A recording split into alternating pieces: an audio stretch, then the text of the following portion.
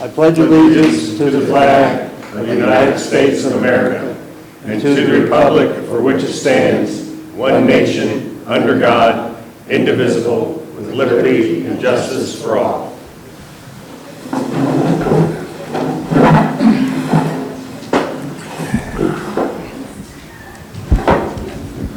Good morning to all. The next regular meeting of the Board of Supervisors will take place Friday, August 19th, 2022 at 9 a.m. at the Community Center, 3500 Edgewater Drive. Please silence or turn off your cell phones. Which I have done.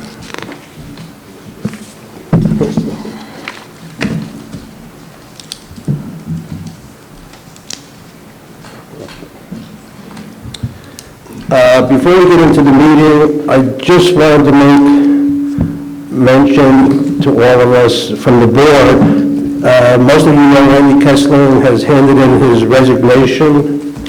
That will be effective August the 28th. On behalf of the board and the district, I just want to wish Andy the very best.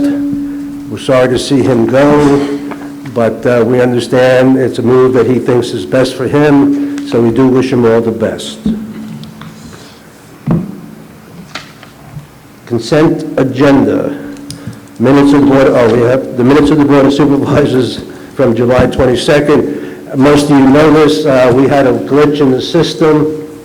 We have no recording of the minutes. We are trying to put together from memory the highlights of the meeting, and hopefully we will have those in the next couple of weeks. We'll have it at the next meeting. We're cobbling them together, make sure we have the votes correct and all that information. Golf financials, May and June of 2022. Do I have a motion? Motion approved. Second. Second. Any comments on the golf financials? Okay, I have to issue a motion that we can't approve them because they are not correct. There are negative numbers. The total sheets don't match up to anything. I've had conversations with Mike on this, and we are both in agreement that the total numbers that we're looking at are not correct, but the individual numbers on the subsequent pages are correct. So if there's any questions on the guts of the reports, that we can do, but as far as approving the total, since the totals are not right, that we can't do. Table it until such time as it's corrected. A second. Any comments on that? Then I think at this point we will table both of those until we correct the errors and revisit them hopefully at the next meeting. We need a vote to table. Yeah, we need a vote. Oh, we need a vote? I'm sorry. Can we have a vote? Supervisor Phillips? Yes. Supervisor Herrick? Yes. Supervisor Gilpin? Yes. Supervisor Hurley? Yes. President Brooks? Yes. Okay, so we will revisit those at the next meeting, both months. Message from Scott Corrick. Is Scott here? There he is. For those of you who don't know, Scott is our representative from the county. He's on the Board of Supervisors of the county. Good morning, Commissioners. Commissioner, sorry. Yeah. Scott Kerouac, Highlands County Commissioner, District 3. I don't know if this is working. It's not loud enough.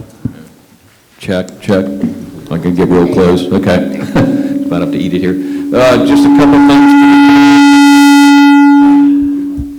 Okay. A couple things to report. As some of you may have seen, we have all the recycling centers are now open and operational in Highlands County, Lake Placid, Sebring, Avon Park.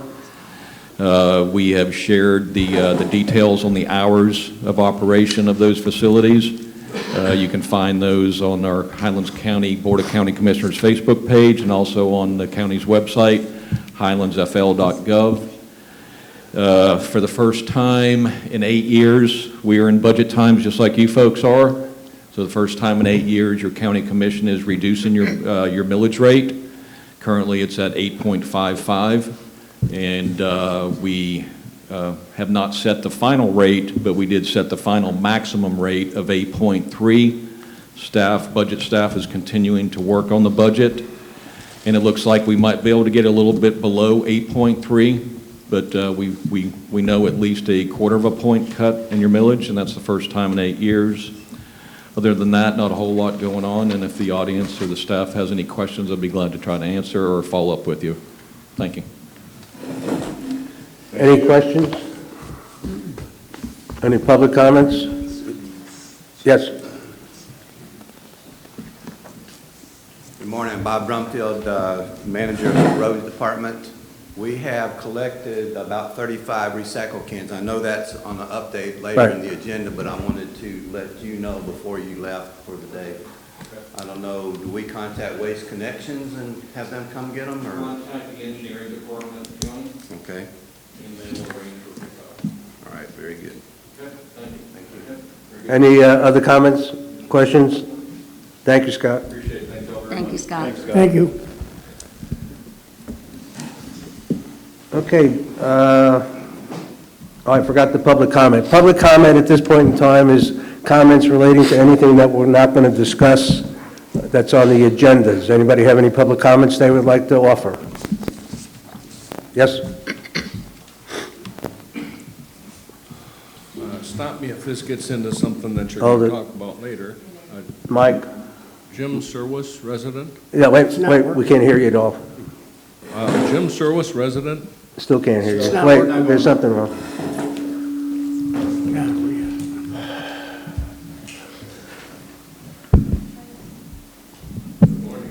No. It must be you. Jim here. Just holler. Jim Serwis, resident. There you go. I would like to thank, first, I hope these words come out right. I'm not trying to bellyache at I somebody. can't, am I missing it? I can't hear it. You got your hearing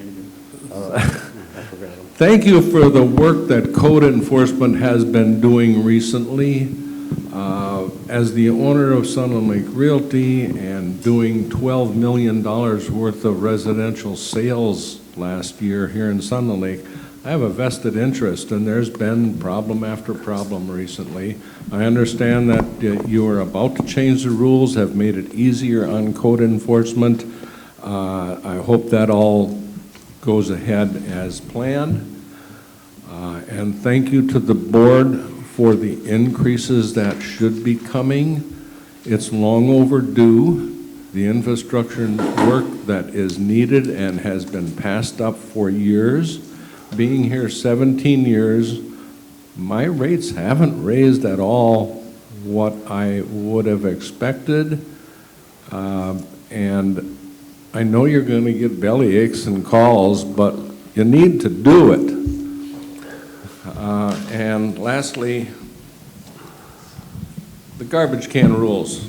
With all the people with 2-car garages and can't put their cans in the garage because they only have room for 1 car, maybe, your rule says keep them out of sight of the street.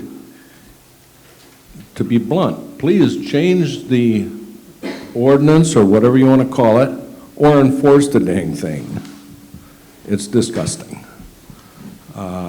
The $40,000, $60,000 lawnmower that you bought to do the ditches a few years ago, I don't know how many times it's been broken, but from what it was that you were going to cut the ditches every month or so, it ain't happening. Do something. And lastly, the curve on Matanzas where you put in the road to access the golf course. The asphalt's broken up on both sides of the road, and I think that was going on a year ago that you did it.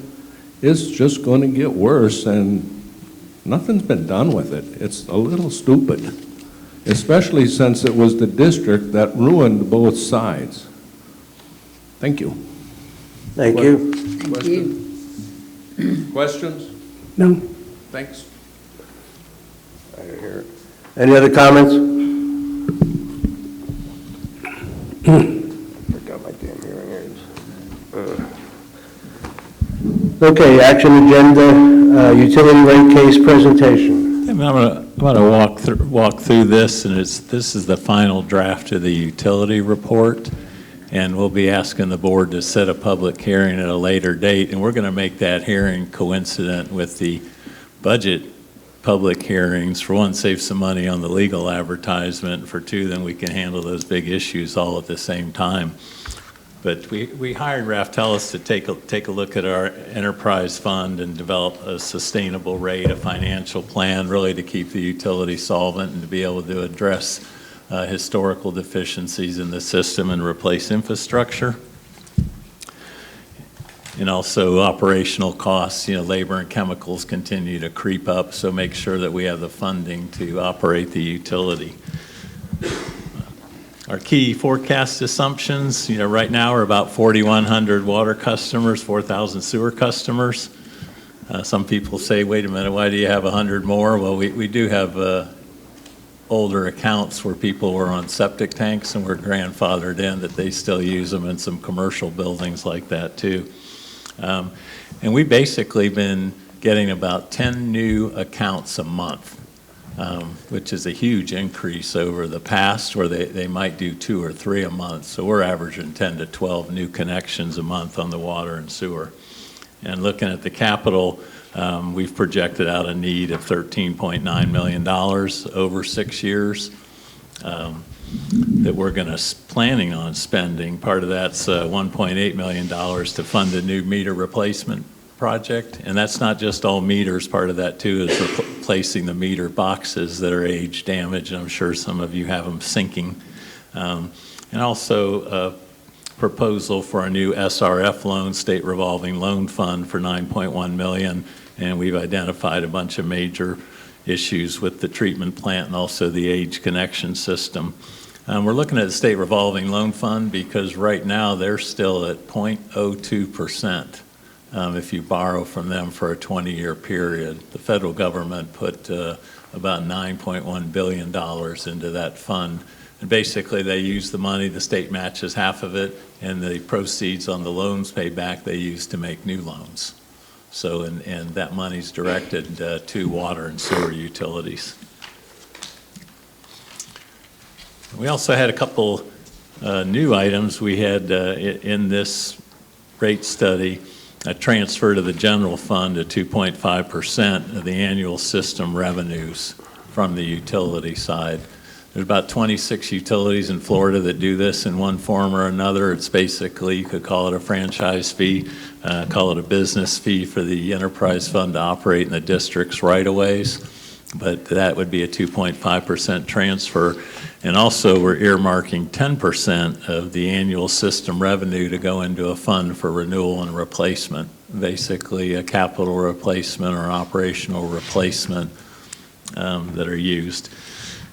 And the next slide that we have is just showing the dollar amounts. And if this study is also up on the web, and we have some copies there, and if anybody would like one, we have them available. But it just shows those budget amounts over the next 6 years. Next slide just shows where the money's coming from, whether it's our connection fees, our capital improvement fees, looking at grants or new debt. One thing we did a couple months ago is we increased the connection fee for new customers by 50%, and that'll go up another 50% next year, and that's strictly for new construction coming in to pay the cost of the system that they're connecting to. So it's like a capacity fee. And the next slide just shows, it's just projecting out our revenues at existing rates, and it shows that we're a little deficit on collecting that money. And the next one, well, that's a good one. That's a rate comparison that we did to show how Sun and Lake utility rates stacks up against other utilities in the area. And Sebring and Avon Park are both the only ones that are lower than us right now, and that's 10 cents to $1. And I will say that they are both doing rate cases right now to increase their utility rates. So either way, we'll be at the bottom 25 percentile with our existing rates and also our proposed rates. And where it looks like Sebring and Avon Park go, we're still going to be in the lowest 10% of those utilities in this area that provide service. Next one. Oh, okay. And we also did a a comparison to, how is this going to hit you in your wallet on your bill? And we're showing an increase each year of 3% on the water side and 6.5% on the sewer side. So a typical resident with 5,000 gallons, their bill would be $51.01, and your rate increase would go up $2.51 a month. So while the percentages sound big, 6.5 and 3, it's 250, 263 the following year, all the way through 2027. And in that 5 years, your bill would go up about $12 a month for an average user or a lower end user. So we're trying to keep that, like I said, 250 a month to the bill to keep it reasonable. And again, those fees are about the lowest in the area with two exceptions, and they're going to continue to be low. And that's all I have. I would be glad to entertain any questions, or anyone from the audience has any comments. So, Come on. if I may, basically what I'm hearing is on the table, based on this estimate of what's going on, that we would raise the rates probably 5.2% total, 3 on the water, 6.5 on the sewer, which is an increase of $251 a month, and that's what we're voting on or deciding on today. Well, we'll just be asking the board, and we're going to ask the board to set a public hearing coincident with their first public hearing for the budget, to just do it all at the same time. And we want to advertise and have this information out for about 30 days, just so people can digest it, or if they have any more questions. Public, I'm not waiting till the last minute. When did you want to do this? I'm sorry.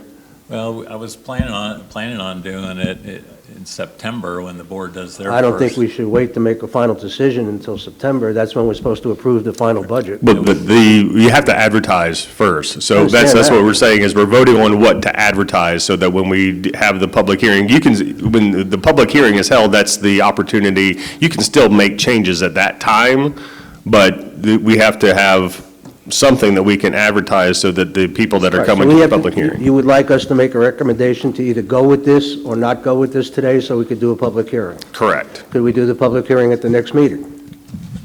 I don't think do we have time to do it at the next? And now we have to do the first meeting in September. Because we're wanting to do it at the same time as the budget, because the budget, the time frame is set by ordinance, if I recall correctly. So if we can advertise this and set the public hearing and have the public hearing on the first meeting in September. Right. That way we just do it all at once and save some cost on advertising.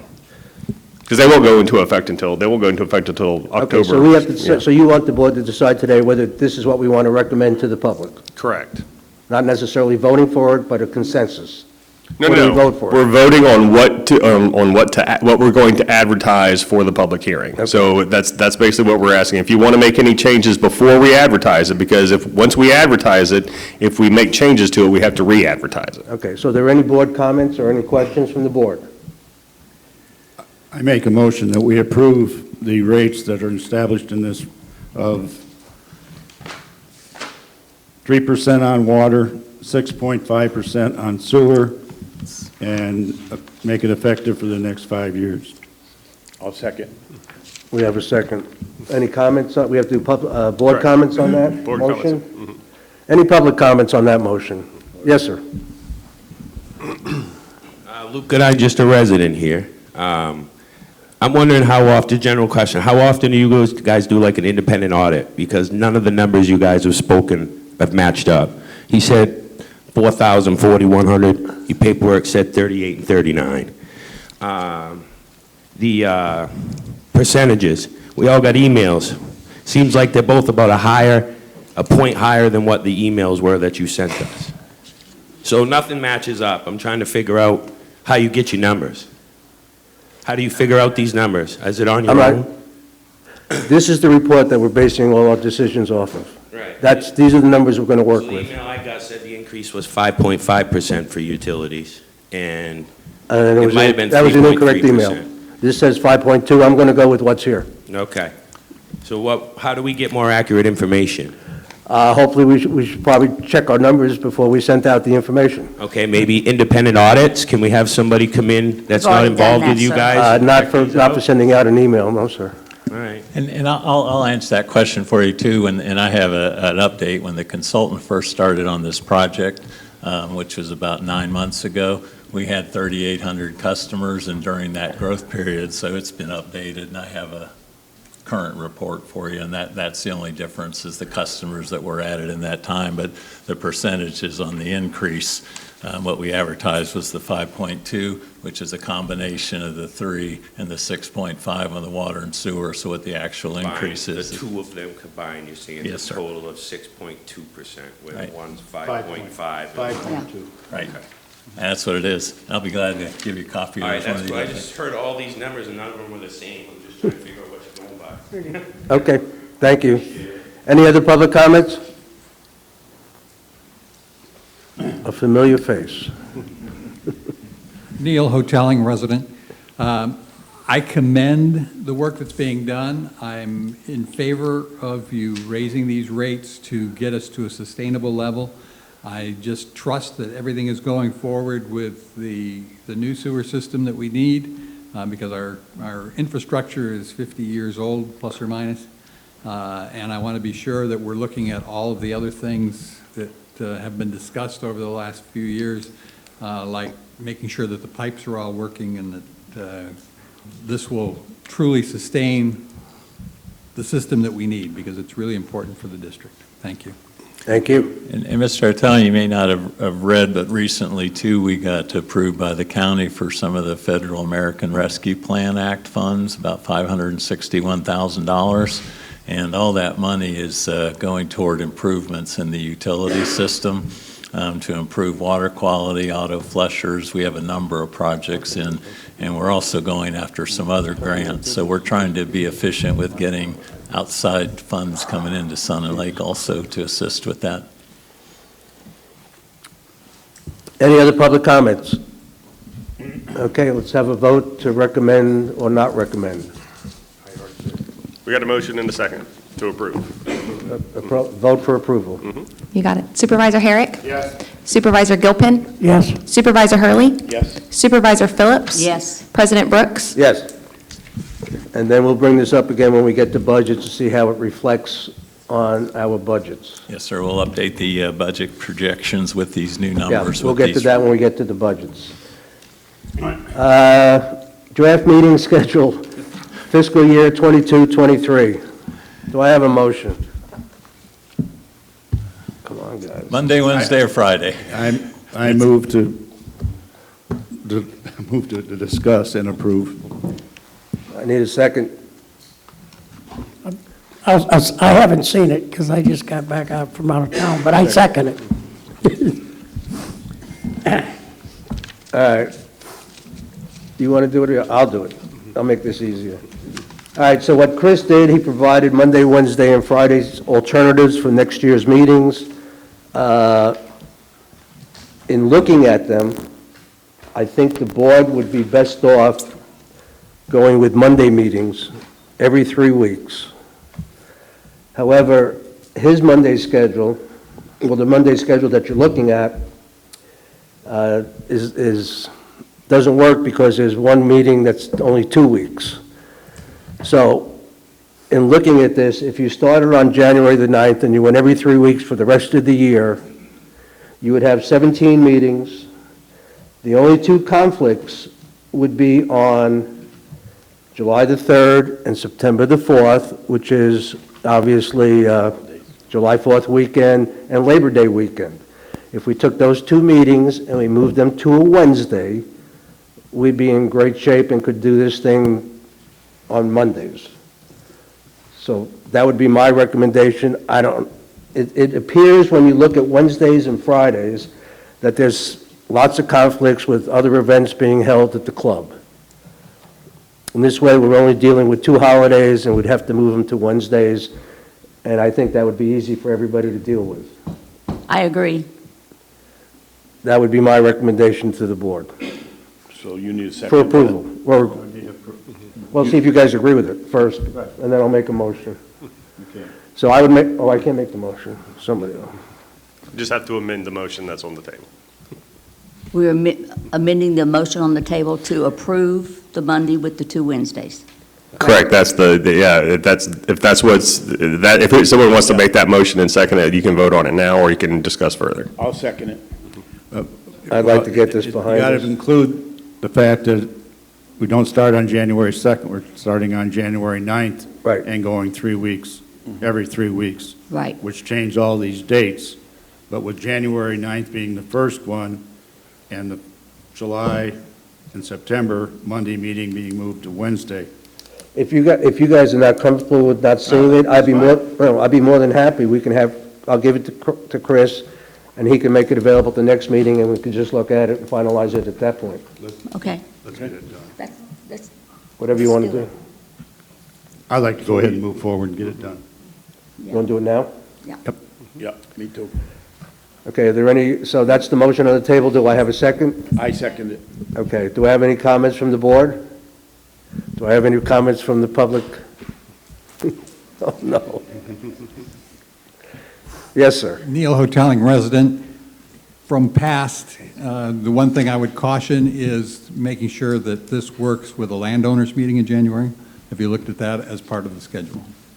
Okay, we have taken in we have taken that into consideration, yeah. Well, landowners, we're looking to change the composition of the board. If we do that, we might not need a landowners meeting going forward. Did I say that okay? Yeah, you said that okay. Okay, so we can vote. Okay, yeah, so just to confirm, what's on the table is we're going to be starting January 9th. Right.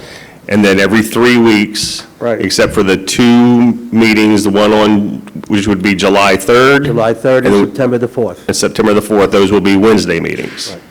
That's what's on the table, that's what's been motioned and seconded, and that's what we're going to vote on now.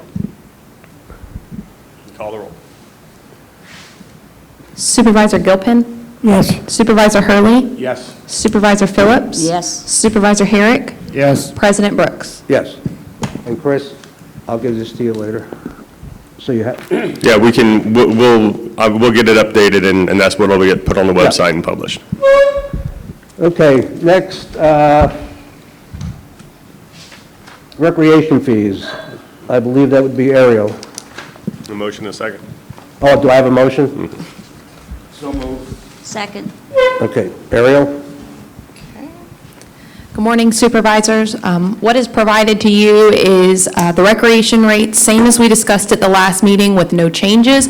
The only difference was some formatting and some of the verbiage and the way that it was laid out on that recreation sheet. Any board comments? Primarily, no change from last. No. No change, no, sir. There was a couple of areas that were notated as like not available, and that's because when we posted it last year, it had been an existing membership provided, and we wanted to make sure people knew that it didn't get forgotten on the sheet, that it was actually not available anymore. So those are removed. Any other board comments? Any public comments? Do we have a vote? We sure do. Supervisor Hurley?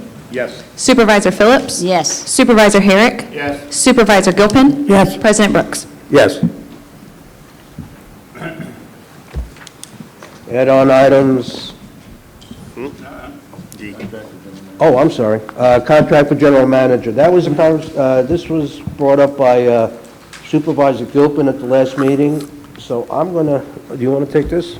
Motion to approve. Well, the big There's no issue motion. We're not with this under that is there's a 2-month notice, whether you're going to continue or not continue that. You don't have to do it today, but we should do it at the next meeting.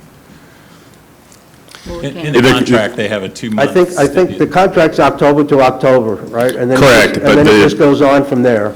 Correct, but based on some of the stuff that's happened in the past, there's a provision in the contract that says that notice to the board has to be given that the 2-month time frame is approaching, and so that's what this notice is.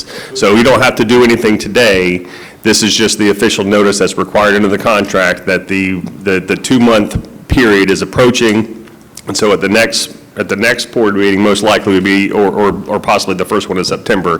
But my recommendation would be the next board meeting, you guys need to decide whether or not you're going to approve to continue extend the contract. All right, well, correct me if I'm wrong, I thought we were going over this now to give him, to see if we wanted to give him a vote of confidence? Yeah. I think It's up that's to you how this whole guys. thing came about. Yeah. That's why I wanted it, because it's, Supervisors, I have the, Supervisor Gilpin made the motion. I don't have a second yet. Second. Oh, Thank you. Thank you, sorry. So the question I thought was, give him a vote of confidence now, or do we wait? I mean, it's up to you guys. I mean, if someone wants to amend the motion and say to extend it, that's your prerogative. You can do that. I'm just saying that the main reason this is on the agenda is because it's required under the contract to provide the notice to the Well, board. and Supervisor Gilpin asked for it as well. Yeah. yeah, Well, I'll make a motion. yeah. I will, or Craig, go ahead. Go ahead. I'm dead. Where's that pinging coming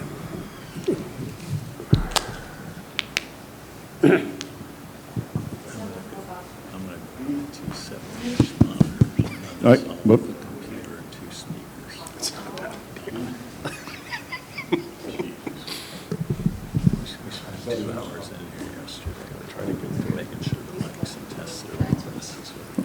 Test. I make a motion to extend the contract from Chris Shoemaker, General Manager. Second. All right, we have a motion. Are there any board comments? Are there any public comments? Do we need a vote on this, or may we have a vote? Yep, Chris, can I have your microphone, please?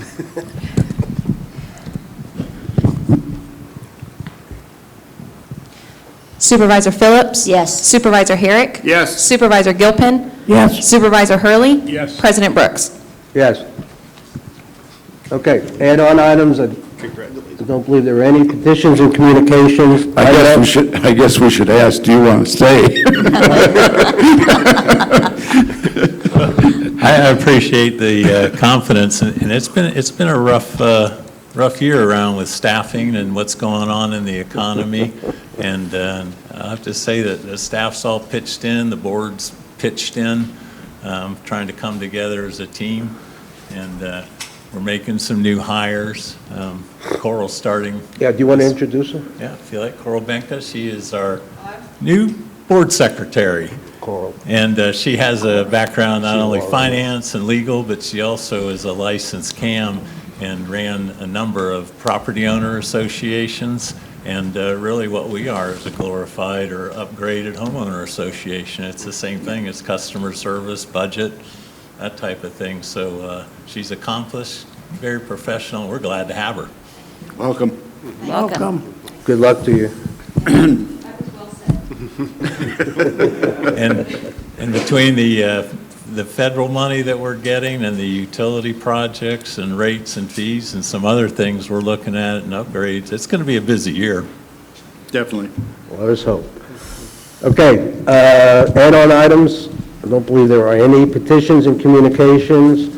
I have 2 petitions that I'd like to hold until we get to the budget conversation, to go over them. If anybody has no objections to that? All right, moving on then. Staff reports, General Counsel. I don't have a lot this morning, Supervisors. Mr. Rhodes is on vacation, so I don't have many updates on the Avanti stuff, but probably for the next board meeting, we'll have some updates on that. I played phone tag with the county attorney, but I did have a conversation with her yesterday, and unfortunately, based on their budgeting process and their timeframes, it is highly unlikely, she said those are her words, highly unlikely, that we'd be able to pass anything regarding the 5 popular seats before the November election. So the good news is we won't have to worry about extensions or limits to any of the elected officials. What will probably end up happening, based on the discussion I had with her, is that we'll have some sort of special election for limited terms, and then starting in the 2024 and 2026 election timeframes, that's when we'll have potentially go to the five popular seats. So I hope that's not too upsetting, but at least now we don't have to worry about whether or not, we're limiting or extending anybody's term. Other than that, unless there's questions, I don't have anything else. Any questions for David? Any public comments? Thank you. General Manager. Just touch on a couple things during the report. We're moving forward with our website development, brand-new website, and planning on having that kicking off October 1st. And it'll be much easier for everyone to use, much better visually. And we're looking forward to it. It's taken a lot of work from everybody coming together to include it all, but we just want a consistent message across the board. And you may have seen up front, security and code enforcement are working together, and we have a new draft brochure to hand out, and there's a copy of it. And we're also putting another one together for the utility department, so when they're doing their job, they have something they can hand the residents, and here's what we're doing and why we're doing it, and to make the community look better. So, and it's just the same firm that's working with us on the website that's working with us on the brochures, so the themes and the colors are all consistent across the board in our message. Again, the Precinct 4, August 22nd, 24th, this building will be used for precinct, so it won't be available during the daytime hours. That was a request from Karen Healy. And moving forward with getting the final documents from the insurance company, we're about $30,000 in vehicle damage and almost $1 million in facility damages to roofs, air conditioning units, and other facilities in the district. And also we asked for some business loss because the golf course was closed several days for the damages that happened to the course. Talked about the new kitchen AC unit. That was another one of those. It's 12 weeks out to get the unit delivered. We should have that in about 2 weeks, but there is a temporary unit in place that's providing some relief in the kitchen. Good. Good. We had a requirement for a stormwater plan to go to the county and the state. That's been done and submitted, and the stormwater facilities plan that we base our SRF loan or getting some funding to rebuild our stormwater system was submitted to the state. They had some comments. Drew and I are working on them, and we'll get back to them, but that application will be complete in the next 2 or 3 weeks. And at that point, they review it and recommend it to one of their funding meetings. And if they approve it, then they send us an agreement to review, and the board would have to approve that in a public hearing because it would obligate you for a loan. What kind of percentage are we going to be looking at for the stormwater? Right now, it's at 1.8.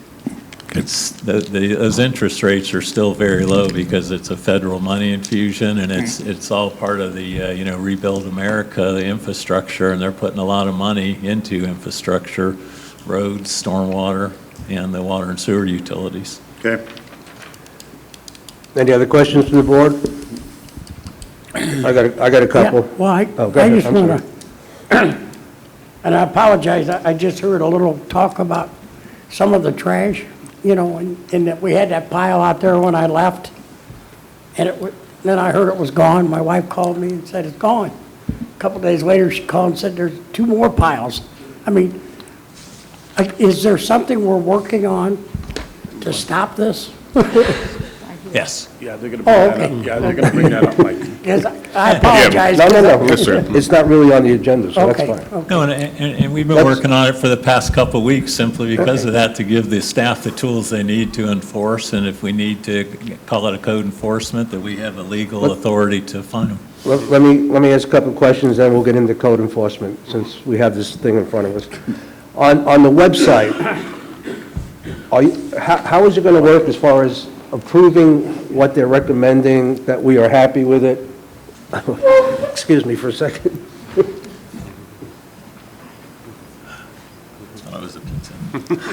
kidding me. It's really hard to believe, but I didn't have my hearing aids in. I apologize for that.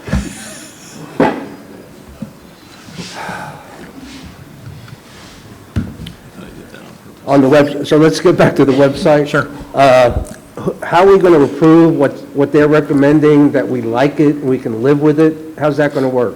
We're wrapping up the site map, which has all the elements of what's going in and we'll bring that to the board at the next meeting so you can review it. Yep. And the line of actions. Yep, and basically not only doing the site map, what we have there, but where's the data coming from? Who's updating it? What we do to it? Are we massaging it? And when it goes to the website, is there anywhere else it goes? Say we have a golf tournament and restaurant specials we're putting on the website. Well, we could also send that out to the digital billboard on US 27. That could go on the digital newsletter. That could go in flyers. So we're documenting all that so there's a trail. And also it'll have the schedule on when those items are updated, how often they're updated, and who's responsible for updating them. So that'll be at the next meeting, we're going to get a preview, or September? That's fine, I mean, I'd just like to see us get a preview of what we're getting into before you guys sign off on it.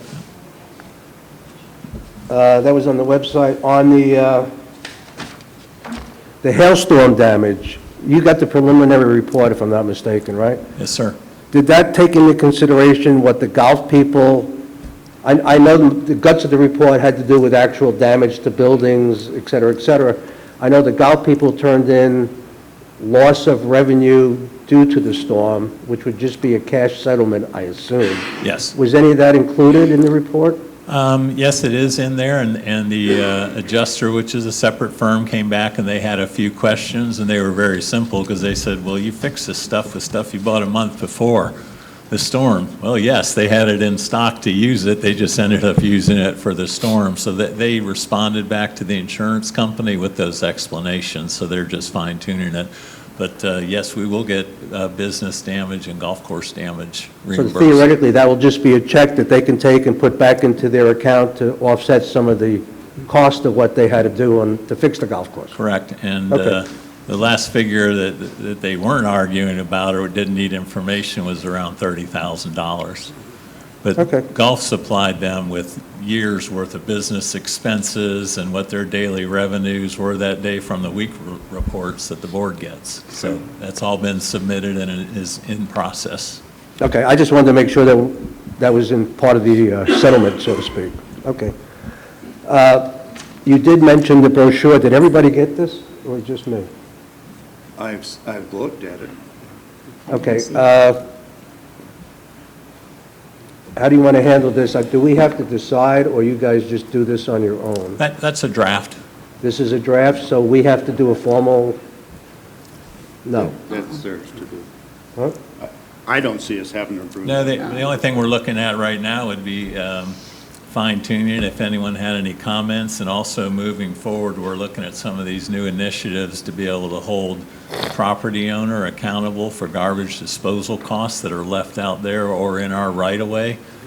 That's going to be added to it. Okay, so this, we should have a formal conversation on it at the next meeting, or We can. Sure. would that be good for everybody? It's fine. But let's Because talk about this. Yeah. This other page that Bob handed out to us on illegal dumping. Bob, do you want to tell us what you're trying to accomplish? And go ahead and explain why this came up, if you could. Yes, Bob Brumfield, ex-code enforcement officer, have Bob Hiltz here, the new code enforcement officer. We're still working very closely together. I'm on the manager of the road department, so this affects both of our departments. What we would like to do is for the board to pass a resolution. We are able to go through code enforcement, but that's not as fast of a process as if we had a resolution that says you can't illegally dump. And we'll have to work with Mr. Schumacher and get the legal verbiage and wording correct. But this came from, basically from 5305 Granada Boulevard. We were requested to clean that up, which we did. The very next day, they started putting things out again, and now it's a bigger pile than it was originally. We've contacted the owner. We've sent the owner a notice violation. He has until this evening to comply. He's got a couple of other issues. On Monday, we can start fining him if it's still there and the other issues aren't taken care of. So he, at this point, Monday morning, will send a citation, which will be $300 a day for up to $500 per violation. If he pays 75%, but if he doesn't pay, it'll go as a lien against his property. But to do it through code enforcement is a slower process than if we had a resolution that stated, you can't do this, you've done it illegally, we're going to clean it up, and we're going to issue a fine to you, which will become a lien against your property. If you do pass a resolution like that, we can act a lot faster than we can through the code enforcement process. So that's what we're asking, is to be able to come up with a resolution to do that. And that's just a very, very basic concept of how we would do it with the illegal dumping. Avon Park just passed a new ordinance not too long ago. They call it a littering ordinance or something along those lines, and they have a lot of different parts of it. I've talked to county code enforcement supervisor, I've talked to the county engineer, and they both would love to have some kind of a precedent set along these lines so that they could maybe do the same kind of a thing. So this is not just Sun Lake, it's widespread through the whole county, probably the whole state. People are doing this. But we're concerned about here. Good. Any comments, thoughts? Yeah, I got a question. So with what you're coming up with, you'll be working with David, obviously. Yes. And how quick can we start finding, say they put the, like Michael said, he left and his wife called him and the stuff is back again. Can we talk in your mic? Can we start finding them immediately? Well, that just depends on how the resolution is set up. With the code enforcement, it's not immediate. Right, I understand that. There are different parts of the code enforcement aspect that slow it down. We can't just go say, hey, we're going to clean it up and we're going to put a fine against you because you dumped it illegally.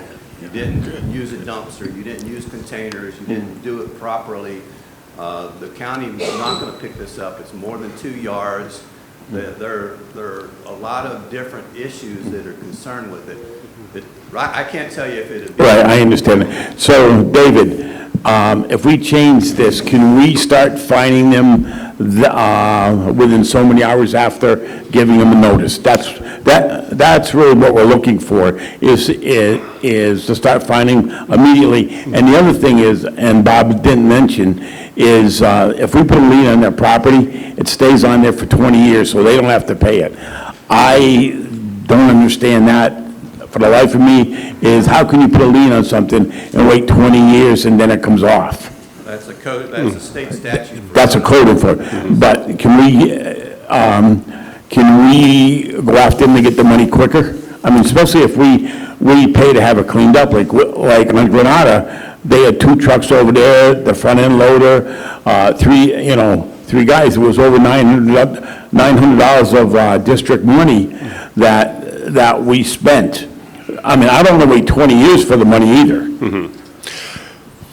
So we do have statute, or we have an ordinance that allows regarding trash and that sort of stuff. The big issue that we have right now is we have basically notices of violation, and that's when if we see something that is not in compliance, we have the ability to we can give the notice and say, if this has to be taken care of within a certain amount of time. We have a way to issue citations as well, but citations can only be issued to people based on personal observation. So unless you literally see somebody committing the act, we can't cite them. So as far as the citation goes, the citation is the fastest way because it's like a ticket. You just hand it to the person and say, we saw you do X, here is your citation. If you either pay this amount or you can come talk to the special magistrate, that's their due process, is talking to the special magistrate. If we don't see someone literally committing the act, then we have to go through the notice process, and that's where we said basically what we're going to do is we're going to notice the owner, the property owner, that says, hey, this is on your property, this is the amount of time that you have to clean it. If you don't take care of it within this time frame, then we're going to start, fining you, and that fine could be $100 a day, $200 a day. It just kind of depends on what what the violation is. So we can file a lien, but until, based on, off the top of my head, I believe that until a lien gets to $1,000, we don't have any ability to foreclose. But once the lien reaches $1,000, we can put that lien onto the public record and then start a foreclosure process that. At any time? Yes, at any time. So once it gets to $1,000, then we don't wait, we don't have to, we put a lien on the property and then we don't have to wait, Well, my recommendation would be, the process would be is because we can, if it's under $1,000, it's still a lien on the property, but we can't file it in the public record until it has to be, my recollection, it has to be $1,000 in order to be able to file it in the public record and take action against it. So my recommendation would be is that once it reaches $1,000, we contact the property owner and say, hey, it's over $1,000, either pay it now or we're going to put it into the public record and then we're going to start a foreclosure process, because once the foreclosure process starts, that's more, thousands of dollars in attorney's fees to process the foreclosure, which the property owner would also be responsible for. So hopefully, once the property owner gets that notification that, hey, you've reached $1,000 and we're going to start foreclosure proceedings, they would decide to take care, get it taken care of. As it stands now, the only fast way to do anything is by personal observation and citing a person.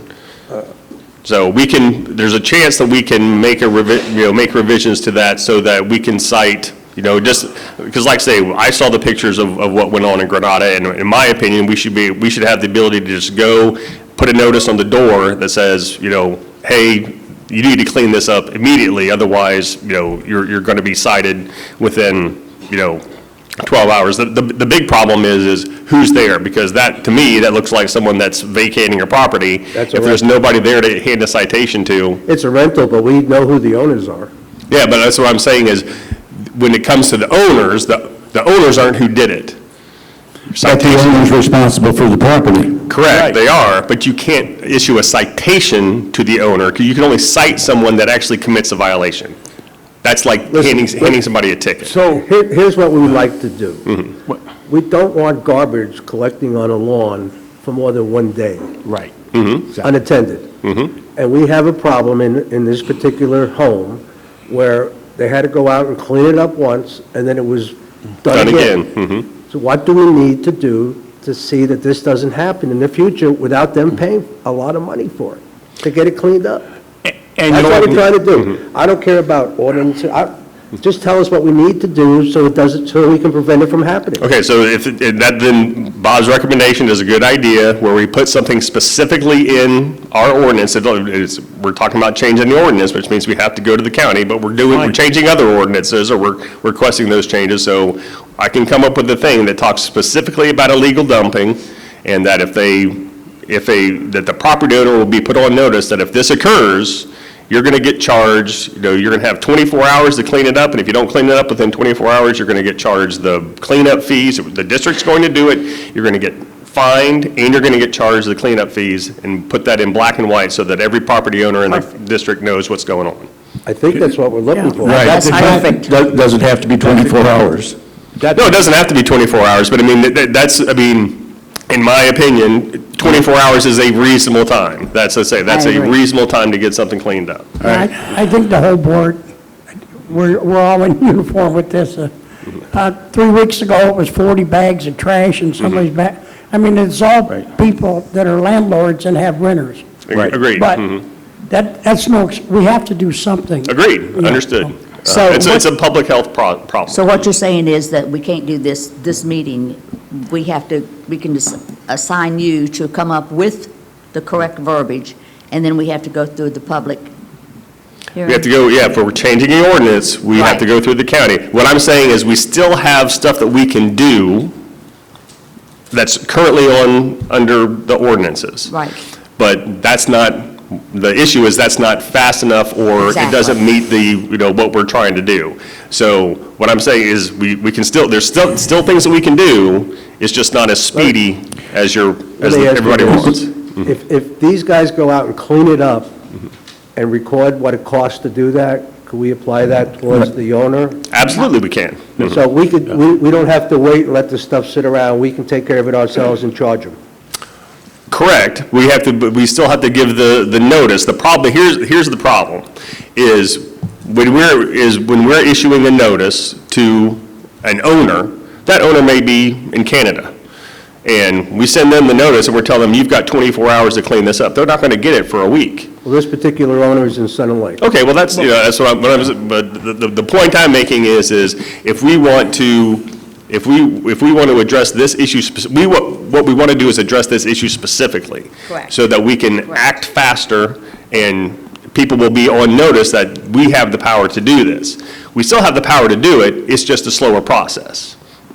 So if we're wanting the expediency that the board and everybody wants, we need to make some changes. Right.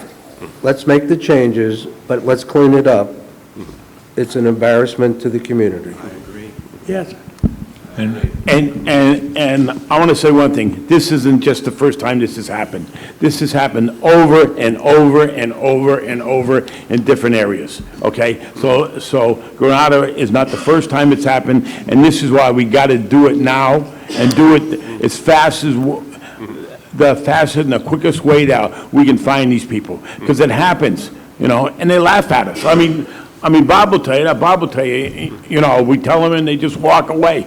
It's got to stop. If you're selling a house down the street, right, you sure don't want that trash, when the people drive by. Well, and I want to point that out as well. If someone's laughing and walking away, we can hand them a citation. Right. We have that ability right now to do that. Well, they're usually renters and. Doesn't matter. And it's a person. The So district it has the doesn't ability matter to as cite long a as we person. hand it to someone. As long as you hand it to a living human being, they are cited and they would have to. Okay, good. Mr. President? Can we continue to bill them? We can bill them now, right? Absolutely, yeah. We just, I don't care if you gave them 12 hours notice, but we had to go there, we ought to be billing them. Yeah. I don't know if we're going to get paid, but. Correct. Yeah, it may end up a lien, but. So, where we are at this point is, you guys are going to get together for the next, and prepare something for us to look at the next meeting, changing Correct. an audience that we have to send to the county, correct? Correct. We'll come up with a proposed change to the ordinance that will give the district additional power when it comes to this issue. Okay. Can we tighten up our code? Yeah, that's what we're talking about doing. Well, but our current code, that has to be changed through ordinance? Correct. Never mind. And then in the meanwhile, you guys have the authority to not let it sit around. I'm sorry to do this to you. I know you guys don't want to deal with it, but it's got to be cleaned up. Absolutely, absolutely. I mean, it's ridiculous. So sometime this afternoon or maybe Monday morning, and we can Absolutely. talk about this a little bit. David, how long is the process, once we do this and you got to take it to the county? How long, will they address it right away? Or are we going to? Well, that's what I say, we've got other changes that we're doing to, like I say, with this, the landowner seats and the other changes to the ordinances. When it comes to the county doesn't want to do stuff piecemeal. They want us to say, bring us your changes so that we can approve them all at once. We don't want to keep, nickel and diming the county, hey, can we change this, can we change this? We want to come to them with the proposed revisions. Well. And so, but that's what I'm saying, is we have the ability right now to address this problem, just not with the same expedience that. So you guys come up with something, and then meanwhile, clean the place up. Okay, very good. Right, thank you. Also, I have a little bit of an update on the dog park. I have some pricing that I just finally got. The total cost will be, we're only going to remove one tree, so the total cost will be $12,600. If we had to remove all 6 trees, it would be $16,800, and that would only include extending one side. Now we're going to extend both sides, the big dog park as well as the small dog park, as you see on your map. But the pricing, I'm sorry, I apologize, I don't have the pricing for everybody, but it's going to be. Just give us a price. What was it? What'd you say, $11,000? Yeah, 11.6 or 12.6. 12.6 for one tree. That's for both? Both sides. Both parts? Both sides and the tree removed, that's total. 12,600 is the total. And that's completed, gates and everything? Yep, that's Okay. everything. That doesn't include the sidewalks. There would be probably a crushed rock type sidewalk and parking area. We'll do that in-house. That won't be included in this Okay, cost. so based on that, does anybody like to make a motion that we go according to this plan, not to exceed more than a cost of $15,000 and get this thing done? I will move that motion. I second. Are there any board comments on that? Nope. Are there any public comments on that? May we have a vote on that motion? Supervisor Gilpin, Yes. Supervisor Phillips, Yes. Supervisor Herrick, Yes. Supervisor Hurley, Yes. President Brooks. Yes. Okay, thank you. The dog park is a go. Don't Thank go you over very much, Bob. 15,000. Thanks, Bob. Thank you. By the way, a couple of comments just on security in general.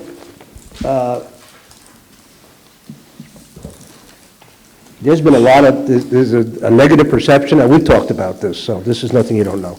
There's a negative perception in the community that security does not respond, does not react, et cetera, et cetera. And I've asked Bob for every complaint that is made, for his people to respond to the person making the complaint with what they did, to answer it. We'll see how that works. I know there's quite a few complaints, but I think if somebody has the time to make a complaint, I think we should give them an answer on what was done to address it. So just to let you know, if you make a complaint, or we'll go on the records, if a complaint is made by any individual and nobody responds back to them what action was taken, they probably should let the district office know, or let Bob know. Okay? That's it for you guys. Any questions for these guys? I do have a question for David that I forgot to ask before. There's been an email that went out about the Dollar General and the trimming of the trees. Have we resolved that? I responded to Chris, but based on, so there's the district leased that right-of-way that comes off of 27 into Tanglewood. That is, the district owns that property, but is currently under a lease to Tanglewood through, I believe, 2027. It was a 10-year lease, and it renews for 10-year periods. So technically, Tanglewood is responsible for all maintenance within that right-of-way. So, in my opinion, that's Tanglewood's issue to deal with. If the district wants to send them some sort of notice that says, hey, these trees need to be trimmed, we can tell them to do that, and if they don't do it, then we can go back in and do it ourselves, and potentially that might be a violation of the lease if they don't take care of it. But based on the wording of the lease, in my opinion, that's their responsibility. Have you told them? Yes, Are we good? yeah, Joey and I were over in Tanglewood the week before, going over some utility issues with Darlene and her staff, and we brought that issue up, and I said I'd check into it, and I sent her an email with David's opinion that they're responsible for doing it as the leasee, but if they needed our backup or like us to come over and help. Issue with Dollar General is talking to the people who run the store doesn't help. They're just there working, so we're going to get their corporate information and send it to their agent. I might have overstepped my boundaries, but we trimmed a couple of those trees up just to make it safer coming out of the back parking drive of Tanglewood, and also the tree on the corner of Tanglewood Boulevard on the east side in the frontage road there. We raised those trees up a little bit. It only took about a half an hour of time, but we already did that. And I know the owner of Turn 2 was here earlier. We talked about his signage. That's something else. I'm trying to have a meeting, Chris and I, with whoever the Tanglewood representative about the potential of putting that sign. Yeah. Turn 2 wants to put a sign in there, but based on the lease, we can't authorize that because That's Tanglewood. It's a Tanglewood issue. So we're going to try and, come to an agreement with them. Okay. I forgot we had this. Bob, did you want to address this with us? Morning, Board. That's a re-study that you had, what I was requested to do by the board on Vizcaya. And this time it was a little better placed on the sign, and we did a little bit of, so they really couldn't see the sign. Right. That it was, and you can see the speeds are considerably higher than they were in the last study. And I want to let you know, when we did the first study, I just want to let you know, during that time, we got complaints of speeding on Romero and on Vizcaya, or Romero and Santiago on both sides, because people were avoiding the sign. But Yeah. now, with that latest study, that would certainly warrant a speed bump, I would think. So what is your recommendation I on this? recommend that we put a speed bump somewhere on Vizcaya. You guys, board comments on that? Go for it. No, I don't. Public comments on that? I think we need it if we do it, but it just seems to me like when we have a study, and if it isn't what they want, we do it again and they get it. But I don't mind that, but I just, maybe the first time we do the study, we should look at it and make sure it's in a good spot to begin with, so we can get a clean cut, because I like speed bumps and I want it slowed down, but it just seems like we do a lot of repeating. Well, that's the first repeat that we've done in a while, but Okay. the reason why we did the repeat is because the sign was clearly out in the open, and once people saw it there, they avoided it. Okay, well, And then just. the study came back far less than what we anticipated, and this is what the property owner told me where we placed the sign. She said, look, they're not coming down the road no more. Yeah. And that's the same time I got complaints on Romero and Santiago. Well, Bob, it's just a comment. And I get it. I'm just- I'm for them, but it's just, You may want to look at, as dumb as this may sound, when we do future tests, don't turn the machine on, make it a blind test. Yeah, we can do that. You may get more of an accurate reading of what's really going on. You will. Okay. we can- Okay, I got Thank you. two other things to show you, and you tell me. I met with a resident a couple weeks ago who was not very happy. I have copies if you guys want this. This is, you can probably figure out who it is. Right, this is the stakes real close to the road. Yeah, on Pebble, This is Myrtle on Beach and Santiago, I think it's on, Yeah, it's on the corner of Myrtle Beach and Woods and Irons. yeah.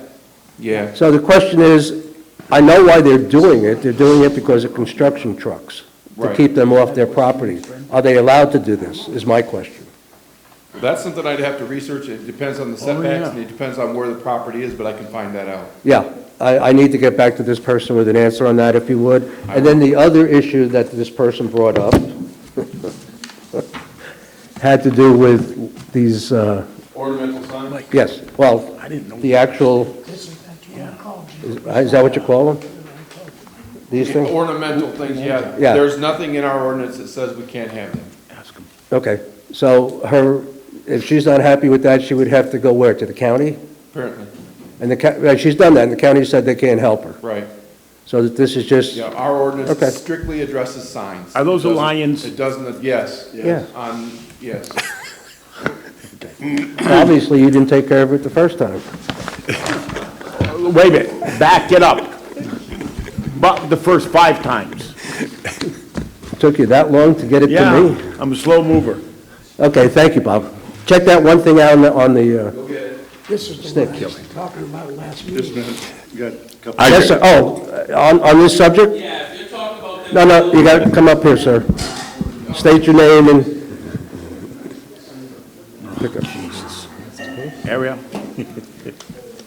You're talking about them metal bars over on Myrtle Beach and Irons and Woods. I've been a victim of them. I've lost a mirror on the side of my car.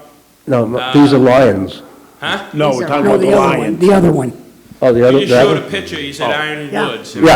I assume, because I drive that road every day. Yeah, there's You're stakes in talking the about ground. green metal stakes that are about 3 inches off the side of the road, right? Yeah, let's... Oh, that's knocked out one of my mirrors on my car already, so I'm a victim of them being there, so I'd like to see them removed as well. You guys own the first 12 feet of all that, don't you? Like you do on my house. I get, Have an easement for 12 feet that's there? why I have these... Right away. Right away. Right away.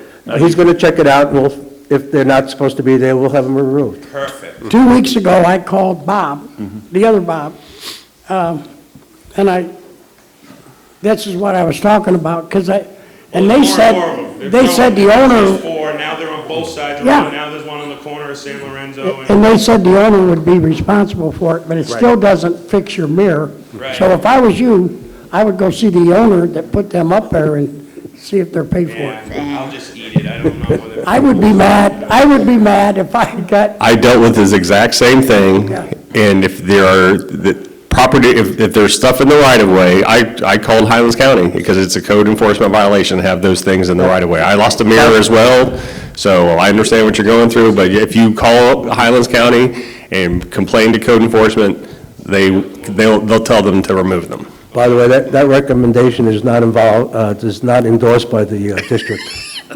So, wait a minute, I have a question. So Bob, no.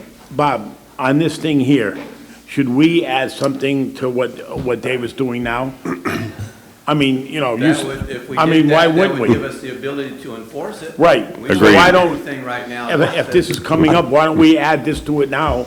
I mean, David wants to do the whole. Yep, we'll add that into, because right now, I think it's the only thing that we have the ability to deal with is signs, and we'll make it that anything that's in the right-of-way, we have the ability to deal with. Let's be very careful. The reason that these, and I'm not saying I like these or you don't like these, but the reason they were put up is because construction trucks were driving on these people's lawn. No, my guess is the construction trucks were driving in the right-of-way. So you have to realize where people's property lines are. People think that they own to the road, and that is not the case. I will leave it to the legal experts. Right. The property owner is responsible for the maintenance of the right-of-way, though, so they're trying to protect. Understood. You guys come back and give us what you got. And the other thing is, you may want to put some of this into your code enforcement brochure that you're working on, Chris because I think people should know about if they dump, what's going to happen. Yeah. That's kind of important Yeah. information to get out to everybody. No, I know. So, David, you'll address that with Bob, all right? Correct. Any other If that's public gonna go comments? to the county, you'll take it to the county. Yes, sir. Thank you. Pat Holmes, resident. First thing, on security, on the response team, I want to say thank you to them. I was attacked by 2 dogs, called security. Security took care of the whole problem within a half an hour. Called the police, called the dog pound, did everything they had to do, and did a very good job. Bob, Good to hear. you. He's addressing you. And the second thing, on large items that are not picked up, we can't get in the trash cans. I have done this over and over and over again. I put the trash out, the items out the day that it's supposed to be picked up. It's not picked up. It sits there for 2 weeks. They don't pick it up. Their schedule, they don't work with their schedule. I believe the schedule is It's 2 it's the weeks. county, There's 2 it's the weeks county, interval. it's the county. And you call them, and they say, oh, we didn't do it this week, we're going to do it next week. But we're never informed when there's going to be a change on putting stuff out there. I put stuff out there, and it sat there for 3 weeks. I took it back in because I don't know when they're going to pick it up. So there's a fault with the county also on this. We could get a schedule from the county, right, and publish it? They've got a calendar that shows Yes. what day is They don't yard abide waste by and what day is Right. bulk waste. But But it's, You don't think it's accurate? you're saying so that often they Yeah, they're not following it. deviate from it. that's Dave, what So that's a problem there, just to let you know on that one. That's all I've got, thank you. we can talk to Scott. Yeah, we need to talk to Scott. Any other, on this subject, any other public comments? Question about signs. Sure. Okay, there's a sign. Identify yourself, please. This is Robert Edlow, resident. Sign about the golf carts, the yellow sign, as you come in on Ponce de Leon. It's so faded, it needs replacing. And also, the letters are coming off the signs. You talk about the new golf signs? No, No, it's an No. old one.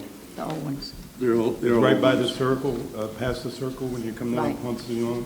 That's on the right side. Okay, I have to look, you know what? You should probably get Okay, together, placing. you should Can't probably read get it. together with Bob and give him that information. Okay. And also, the letters are coming off some of the signs for Welcome the Sun. Yeah, I saw that off of Schumacher. Yeah. That sign, the sign off of Schumacher's missing at least one letter that I can remember. Right, You are correct. Yep. Who is in charge of that? Do we know? I am. You are? Who was that? Bob? He's taking notes. So noted. In reaction about the gentleman, I'm sorry you haven't filed about the trash. I've lived here almost 4 years. I've never really had a problem. Okay? So just double check the calendar and make sure, or call them and ask any questions. Ask them if they do change and why they do change. And you may want to call the day before to double check. Okay, thank you. Thank you. Any other comments on code enforcement, et cetera? Okay. Golf report.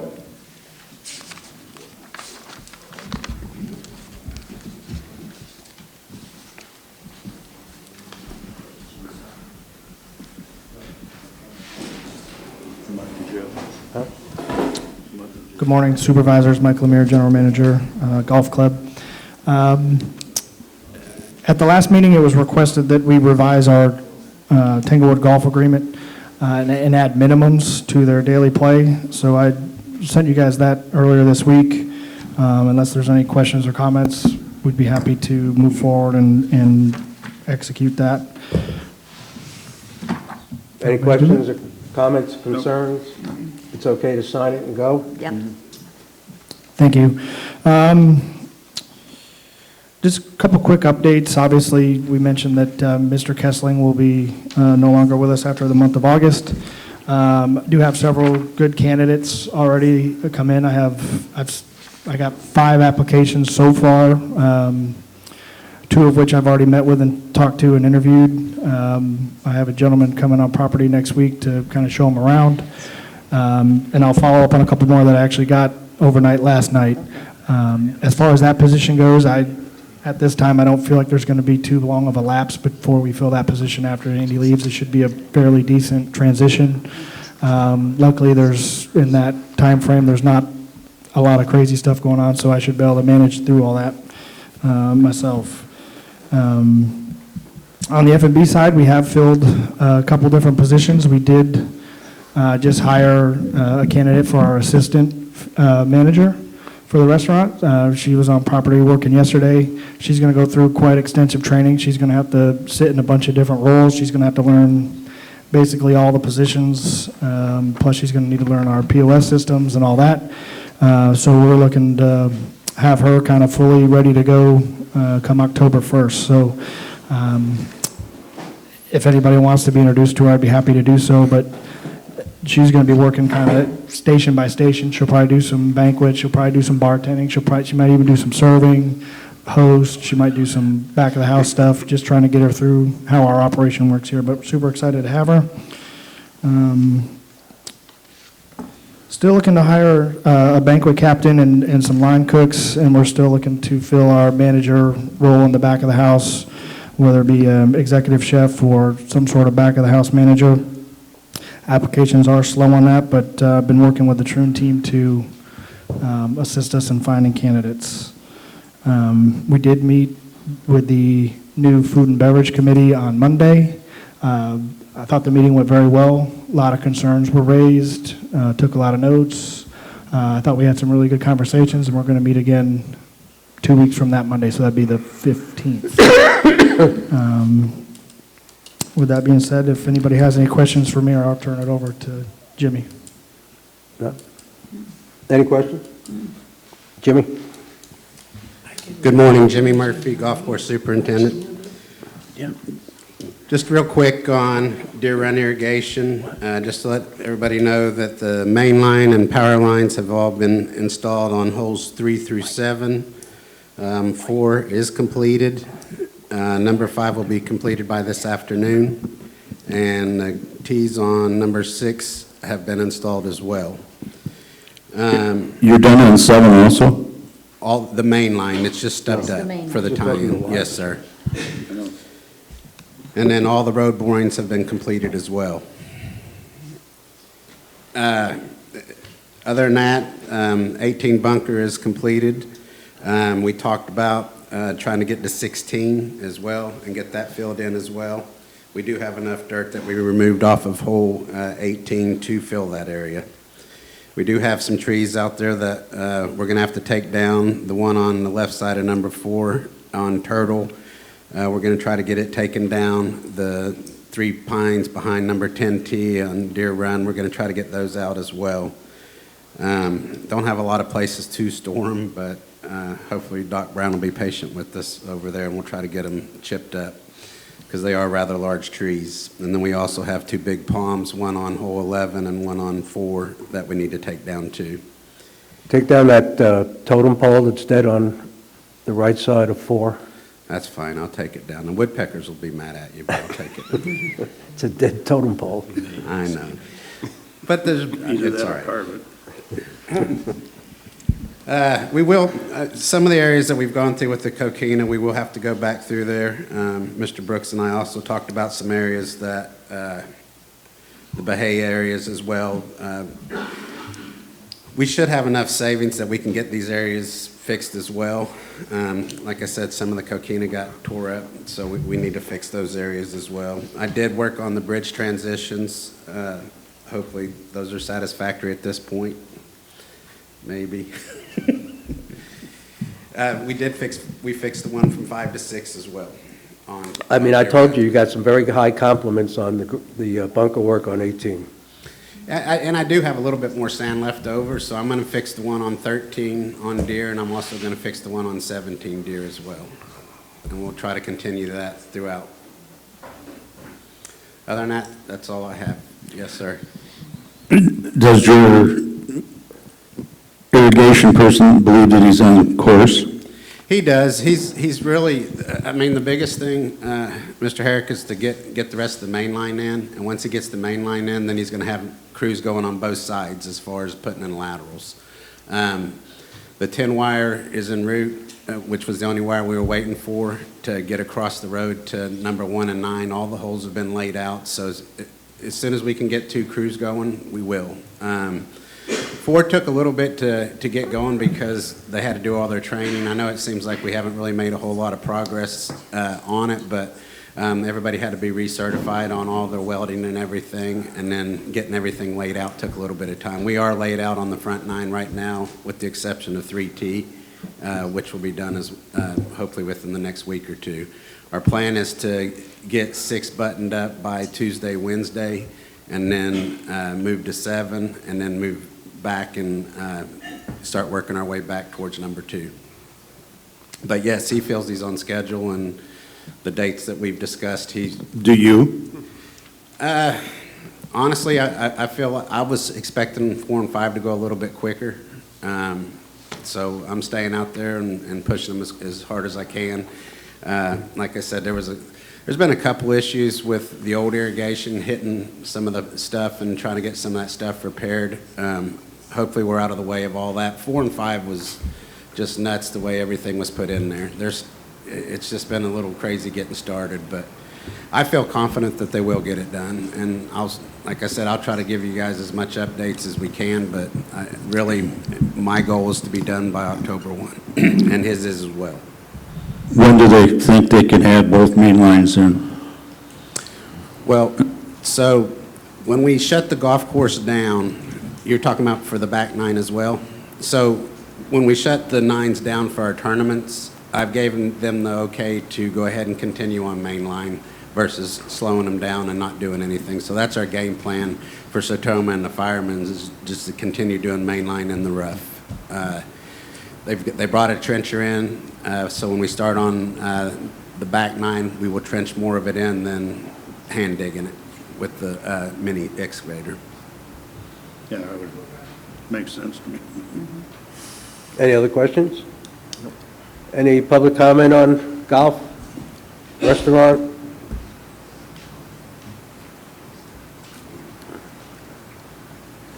Pat Holmes, resident. I brought this up at the meeting, a couple meetings ago, about the grass growing around the cart barns and stuff like that. The grass has been sprayed to kill it, but there's nothing been done on the rocks and the low spots and the cleaning of the doors and stuff like that. Okay, well, I didn't know I was supposed to clean the doors, but we will definitely get the bill. We can pressure wash them, but I mean, as soon as we pressure wash them, we're going to repaint them. I think that when we do the stuff in October. I think we can include those buildings to be repainted as well. But We did that a couple years ago, so if The you touch areas your around the wife, cart barn are an embarrassment. I mean, we took the fences down, and we kind of just let it go to hell. We really need to define the gravel area, or what have you, and make it look halfway presentable. Now, you may not have been thinking about that earlier, but I think that's the way we ought to be leaning at this point, to make it presentable. And if you can't do it for, let us know what the deal is. no, we could, the problem with that area over there is, again, I don't know whether the coquina is the right area with the right material for there, because as many vehicles that drive on there go into the dog park. I mean, that's why the potholes are there, is because when they come around the building Right. and the turn. So It's a difficult challenge, but it's not. I just think maybe we just go to a bigger gravel on it, do a 57 gravel on it, and that way it stays in place better and it doesn't shift as much. Okay. So, but I'll look at it Monday. Because when I put my cart in there, I got 4-inch wedge I got to go over, and the doors are not, the doors are a mess, the seals are coming out, and they're getting open. It takes that kind of getting open. It's not just, and if you want, I'll give you. Okay, let's fix that area. I had been led to believe that it was fixed already, so obviously we're not on the same page. So now that we're on the same page, let us fix it. We did spray it. I'll get all the weeds out of it, and like I said, if we got to bring in more coquina or rock, I say we bring in the bigger rock on it. Whatever you got to do to fix it. Yes, sir. Thank you. Thank you, Pat. Oh, you got more? I got one more. If I'm going to get up here, I'm going to do it twice. All right. Also, on the 18 sand trap, it looks good, but I was looking at it yesterday, and if the trap is taken care of like the rest of the traps, it's going to get very hard. Now, if I hit a ball to the back of that green, or especially the left side, it's very flat or very tapered going down and into the water. If that was put in to try to save golf balls from going into the water, but by the looks of things, if I hit short of that green on the left-hand side, let's say 2/3 of the way up, it's going to hit there and it's going to go down that hill and go right down in the water, because the sand is not going to hold it. Let us find out. Right now, so it's G-angle sand, Pat. It's not the hard sand that was in there anymore. So the ball will set on the left side. If we take care of it. They're raked 7 days a week right now. So. Time will tell anyway. Hey, Pat, don't hit a bad shot. Yeah, You it's know, supposed to go more to your right, Pat. Any other public comments? Thank you, gentlemen. Okay, just to touch real quickly on the waste container. I know, Bob, you mentioned you had 35 already? Yeah, Bob Brumfield, Road Department Manager. We have collected 35 this past week. I was expecting to have a lot more than that, but I'll get in touch with the county engineering department and have them come and collect them. They're not in the way right now, but if we can keep them, get them to pick them up when we get about this many, or maybe even up to 50 or so. Well, We we're have gonna- room to put them that are not in the way down there. We're going to have to do this several times because you got all the people up north that are going to come down who may also want to get rid of their cans, Exactly, so. and I was just about to say, I've got emails from people that say, we're out of town, Yeah. can we get them? That's to be expected.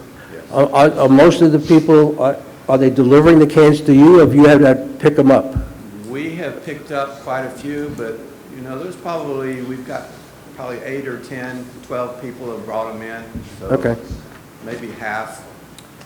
Okay, any questions on the cans? Thank you. New business. Discussion to and from board. I guess there's one communication, you got anything? No. Anybody? I guess one communication that came to all of us from Mr. Halbig pertaining to the Advent Fitness Center. I think we all got that. And his concern was whether we have the ability to even give, David, you may want to listen to this one, if we even have the ability to give money to a nonprofit organization, correct, if I'm reading that right? Are we able to give money to a hospital, who's a nonprofit hospital, if we deem that we allowed to? I don't know why we couldn't, off the top of my head. I mean, that's something I can look into, but I mean, especially you gotta look if it's something into it. that's budgeted, I think that we've got the ability to do that, but obviously generally my recommendation would be some sort of in-kind stuff. I'm not a big fan of sending public funds to. Okay, that's, Mr. Halbig has said that the district doesn't have the authority to do so. I need you to check that out. And just for the records, it's in the five-year capital plan, but it's not for this coming year. And the board has agreed to put it in there, but not necessarily has decided that they're going to come up with that amount of money. So I hope that answers his concerns, and we'll go on. Any other discussion to and from the board? Mr. President, did you want to mention another correspondence from Mr. Halbig about his ideas, just for the record, so it's on there on his? It kind of pertains to the, and we all got this one as well. This is his email pertaining to assessments and pertaining to the URF/Capital Improvement Fund. I'll summarize, we're going to put this into the records as he requested, but I'll summarize kind of what he's saying. He thinks if whatever percentage we raise the assessments, we should take that dollar amount off of the family rate. So if the family's being charged $700, we raise them 5%, let's say that's $35, that we're going to increase their assessments by. He thinks we ought to take that $35 and apply it directly across all channels of the list. So even the smallest percentages would, or the smallest amounts of money would be charged at $35. That's his recommendation. He's also recommending that the board has not properly used the Euro Fund/Capital Improvement Fund in the past, which he happens to be right about. We have not. We're going to fix that for this coming year. And he gave all kinds of numbers, what he thought the numbers should be. That's up for discussion because I don't think that we necessarily would be in agreement with him. But basically, he just wants us to be more upfront with how we collect money for capital funds and how we state it on our ledger sheets. So I believe that's pretty much a summary of what he's And we've done that. covered, And which we're doing for next year. Yeah, which we're doing for next year. The only thing that we don't agree with, or I don't agree with on his numbers are not necessarily up to date and correct. So that's a conversation we can have later. And with that, let's move into the budget. Let's just go into the budget. Supervisors, do you need me to stay for the budget? I'm sorry? Do you want me to stay for the budget? Or do you want to take a short recess? Can we do a recess? We've got too many people here. I'd rather not, unless you people want to do a recess. If you want to do a 3-minute recess, we can, otherwise we'll go right into it. We usually don't have this kind of audience, so thank you all for coming, by the way. It is nice to see All all right, the we'll take residents. 3 minutes. A big thank you to our live studio audience. All right, I'm going to get back and I'll shoot you.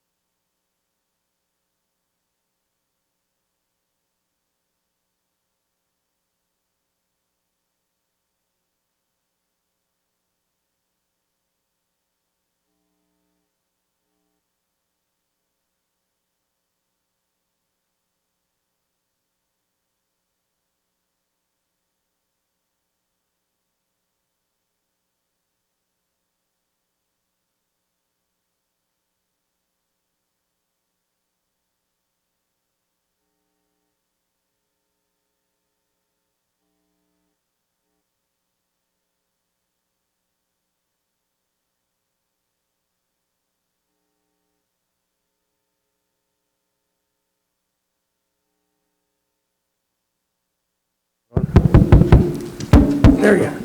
For the few of you who are left, I assume you're here because we're talking about raising assessments and utility rates. So we will discuss that first and then get into the more specific parts of the budget, since I assume that's why you all are here. Just the background on this is that we are facing two large investments. One we know about and one we're trying to figure out what it is. The first one is we're doing drainage improvements throughout the district, not in all areas of the district, but a portion of the district. And we have, that's going to come to a tune of $6 million cost. And this plays catch-up for us in things that should have been done over the years ago, but hasn't been addressed, and now we're going to address it and catch up. So that's a $6 million bill right there. We are also looking at the need to build a new water plant. Again, Sun and Lake has been around 46, 47 years. Things get old, things need to be replaced. It's our belief that the water plant needs to be replaced.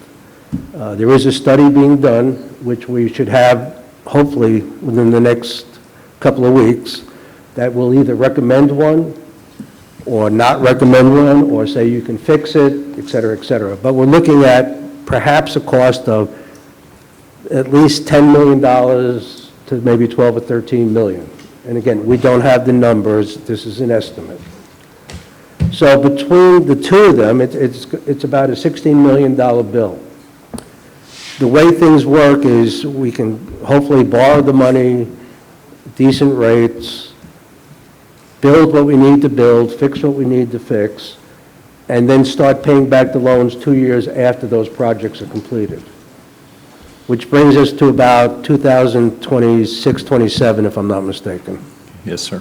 Well, I'm sorry, 27, 28 is when we're actually guessing that we would need to start making payments back on those loans. Our estimate on those loans would be about a little over $1 million a year that it will cost the district for a 20-year loan. So the question is, since we're just making budgets now, how do we get to that $1 million excess number that we're going to need to pay off these things? The only way we can do that is through utility rates and through assessments.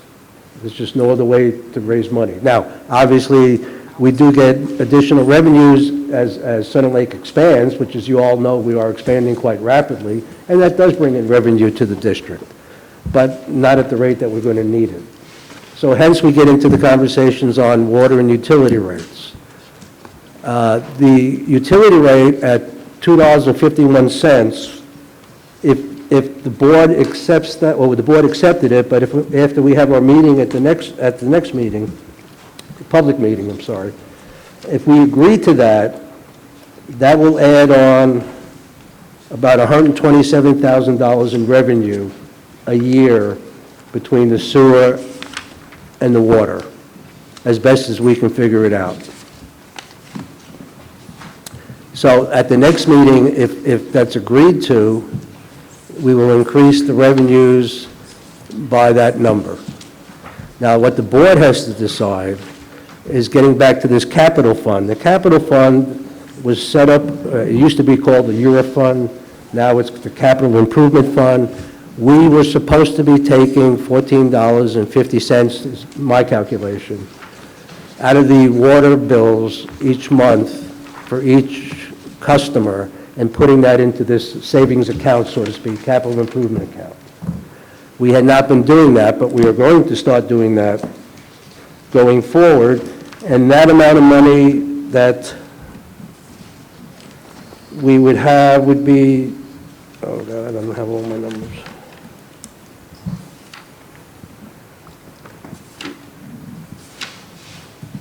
I believe it's about $700,000 based on the, $700,000 a year based on the number of meters that we have out there. So if we raise it by $127,000, we're going to have a little over $850,000 in that capital improvement account. That's not all additional monies, but that would be in that account.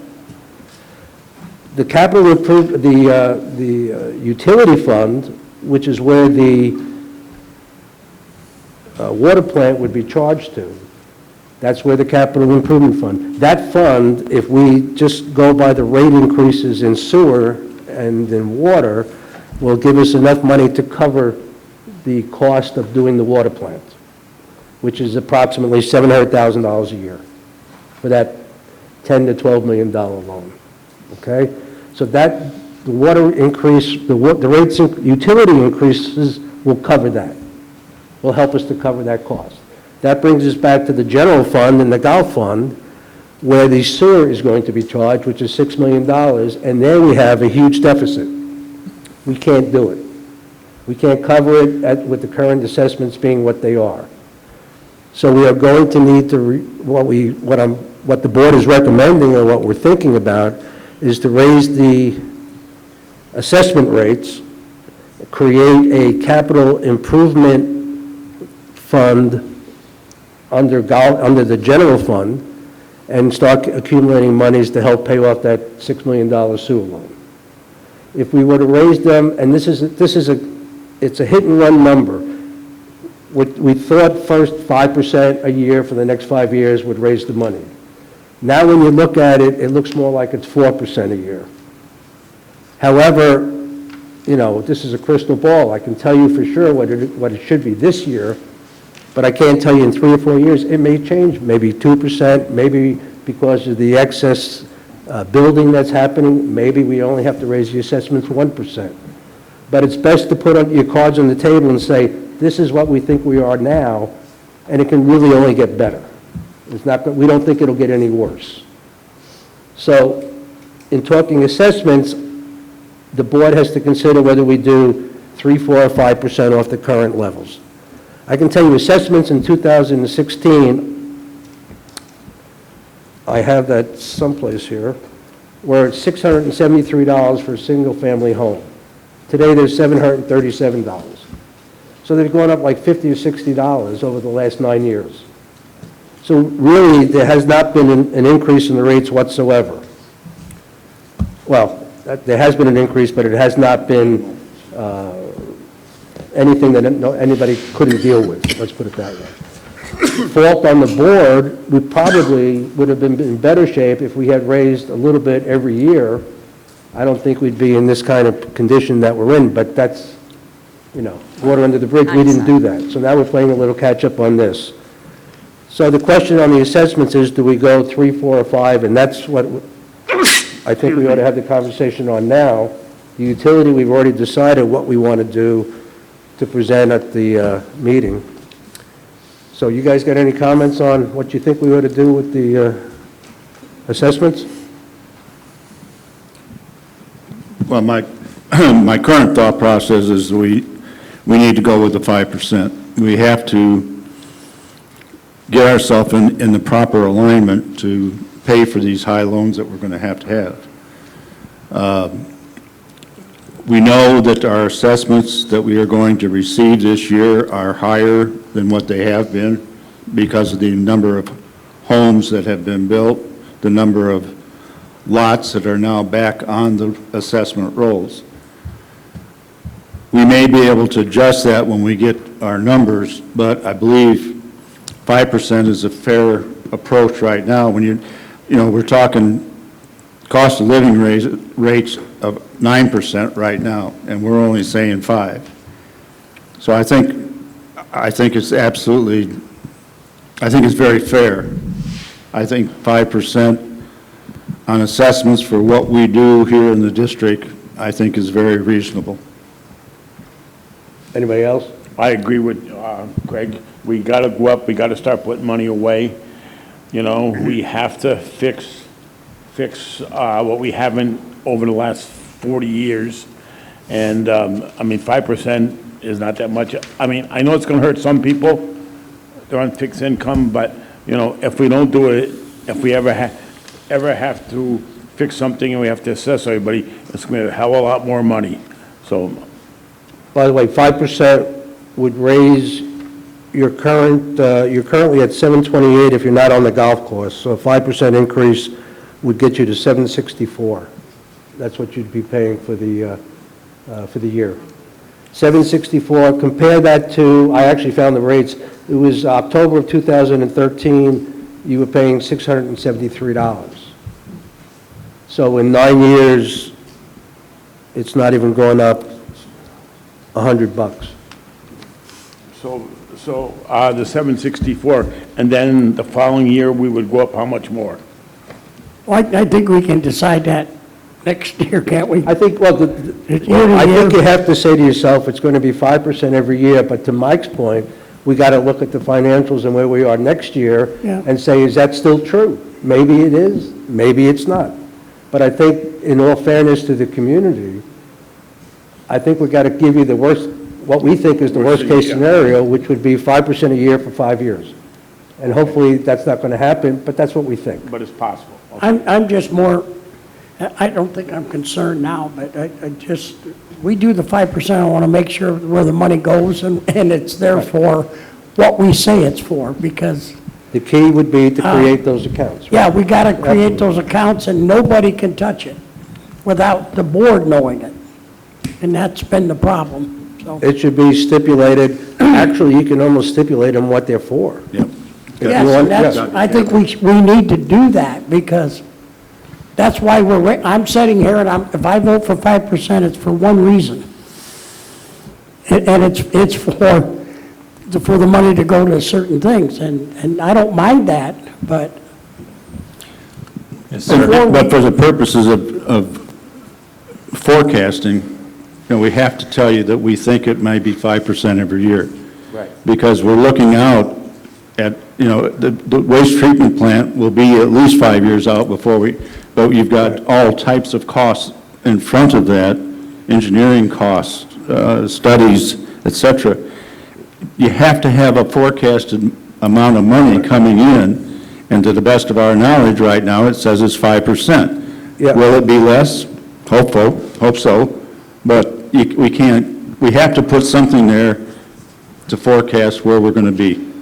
Here's what the board has in front of them. I don't believe you people do, but it's a 5-year, 1, 2, 3, 4, 5. It's actually a 6-year forecast, which ends the first year that we start paying back the loans. And the summary of this is, in the general golf fund, we are negative, now this is, we're paying in the loan now. We're going to have a negative $343,670 balance. So we're in the hole.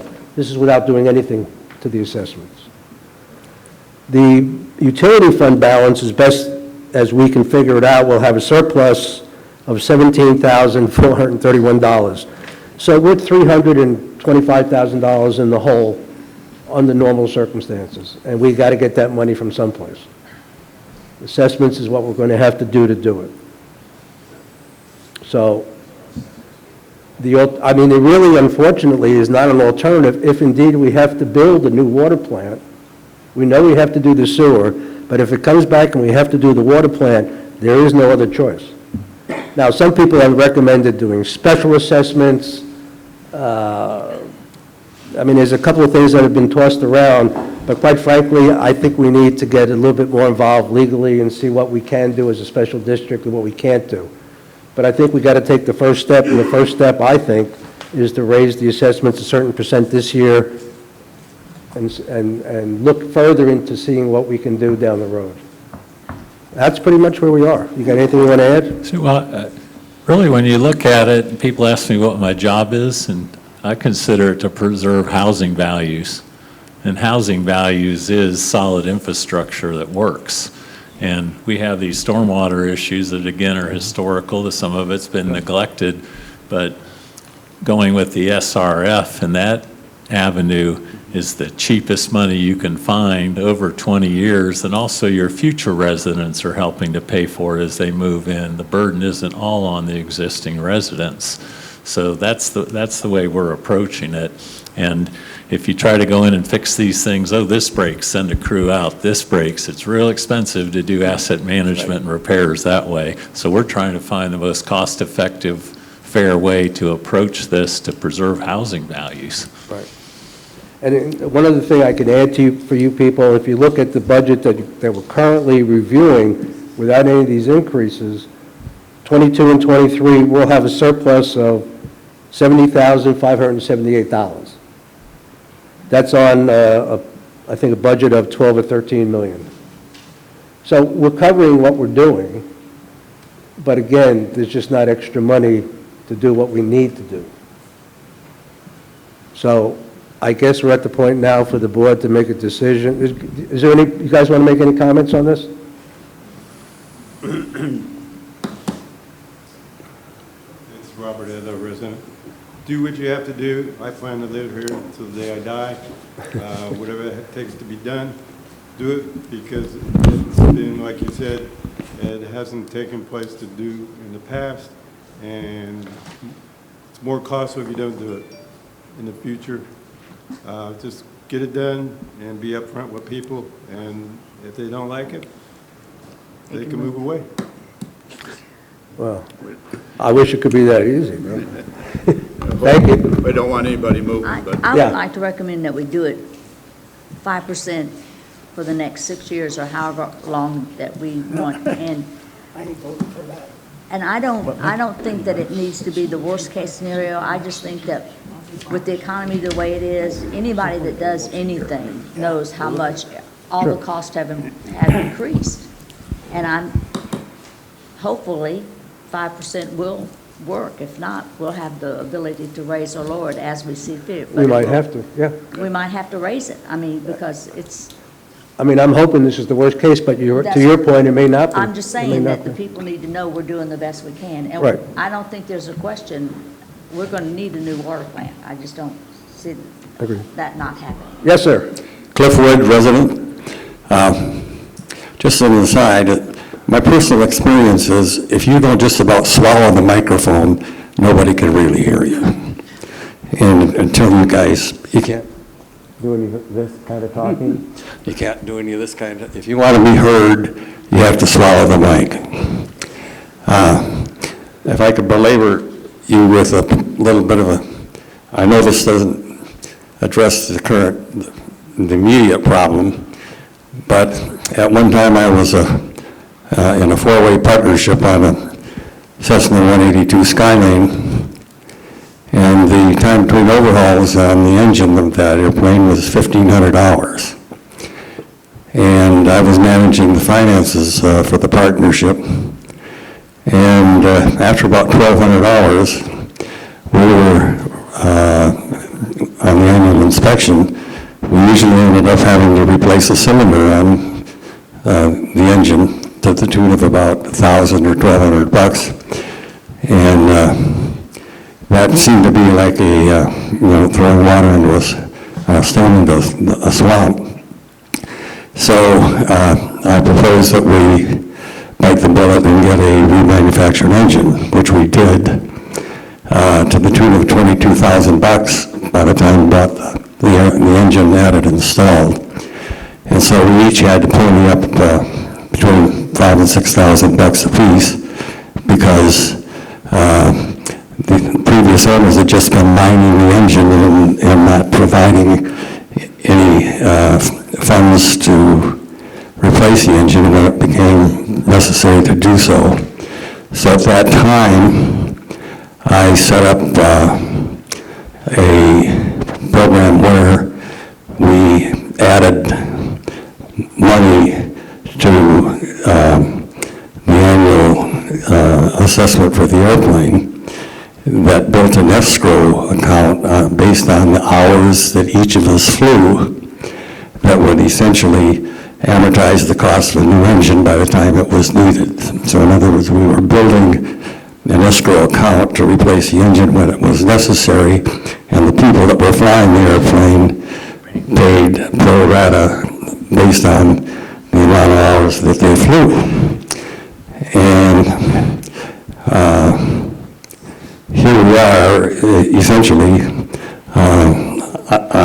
I don't fully understand the way we're managing the funds here, but it would seem that on things like a water plant, that sooner or later you're going to have to replace that water plant or the sewer system or things of that nature. And so I would suggest that there be an adder to the water bill and the sewer bill that essentially builds an escrow account that will build over time based on people's usage, that it provides the funds when that plan is necessary. That may be naive, but it seems like it's unfair to the future owners who, let's say, are recent residents, to essentially have to pay up an assessment to replace the water plant. And those people that have been here, living here for 20 years, essentially maybe have died or whatever, or moved away, and basically they've used those facilities that were wearing out over time, and essentially didn't pay their share of replacing that facility when the time came. Well, let me see if I can help you a little bit. The Euro Fund, the Capital Improvement Fund, we are taking... Who's talking? Me. Swallow the mic. We are going to be taking $14.50 out of every utility bill and putting it into this Capital Improvement Fund. We should have been doing it. We hadn't been doing it. We're going back to do it. What the board has to decide is, based on this $2.51 increase that we're proposing, do we want to take a portion of that and add that to the $14.50, or all of it and add it to the $14.50? That's a conversation we're also going to have. Okay, We well, also- if you'd been speaking into the mic, I could have understood that. Well, I can't respond to that. I'm not in charge of the mic. We'll get some new ones. The other thing, so you know... Where you positioned it. The other thing, Cliff, so you know, is that it was brought to our attention that this is unfair. The system right now is not set up to charge anybody who doesn't have a meter anything towards going towards the capital improvement fund. So we are going to look into, see if we can either change the assessments or do something so that every property owner, regardless of whether they have a meter or not, is contributing to the capital improvement fund. That's something that we're going to investigate. We're not there yet, but we are going to look into that. And that was brought up again by Mr. Halbeck. He thought it'd be, we discussed it a little bit at the last meeting, and we're going to have to review it again. So that's something else that's on the table. Any other public comments? Loud and clear. Was that good? Oh, was that good? Any other board comments? Then let's decide what percentage we'd like to see the assessments raised, so that can be presented as part of the total budget. Correct. So I guess, do I need a motion? I guess I need a motion for that? Yes, I have a motion and a second to discuss and open for discussion again, and then we'll take the vote. I move that, You got to deal with the percentage, though, I think, right? I move that we do 5% for the next 6 years. No, I can't do that. Do I have a second? I don't think we can do for the next 6 years. That's not something we can do for next year, but we can't. I That's what mean, she there's said. going to be new boards. I mean, That's it's, what she said. I thought she said for the next 6 years. She did. I did say for the next Okay. 6 Oh, years. you said for the next 6? Yes. I happen to agree with Mike. I think we have to tell everybody this is probably what's going to happen, Okay. but we're only sure about this coming year. Right. So I agree with him on that. That's All right, that's our forecast. I'll make a motion to go for 5% for 1 year. Do I have I got a second? Second. Motion and a Let's vote. second. Any other comments? Any other comments on a 5% for this coming For year? 1 year, right. It would be 5% across the board. Okay, call the vote.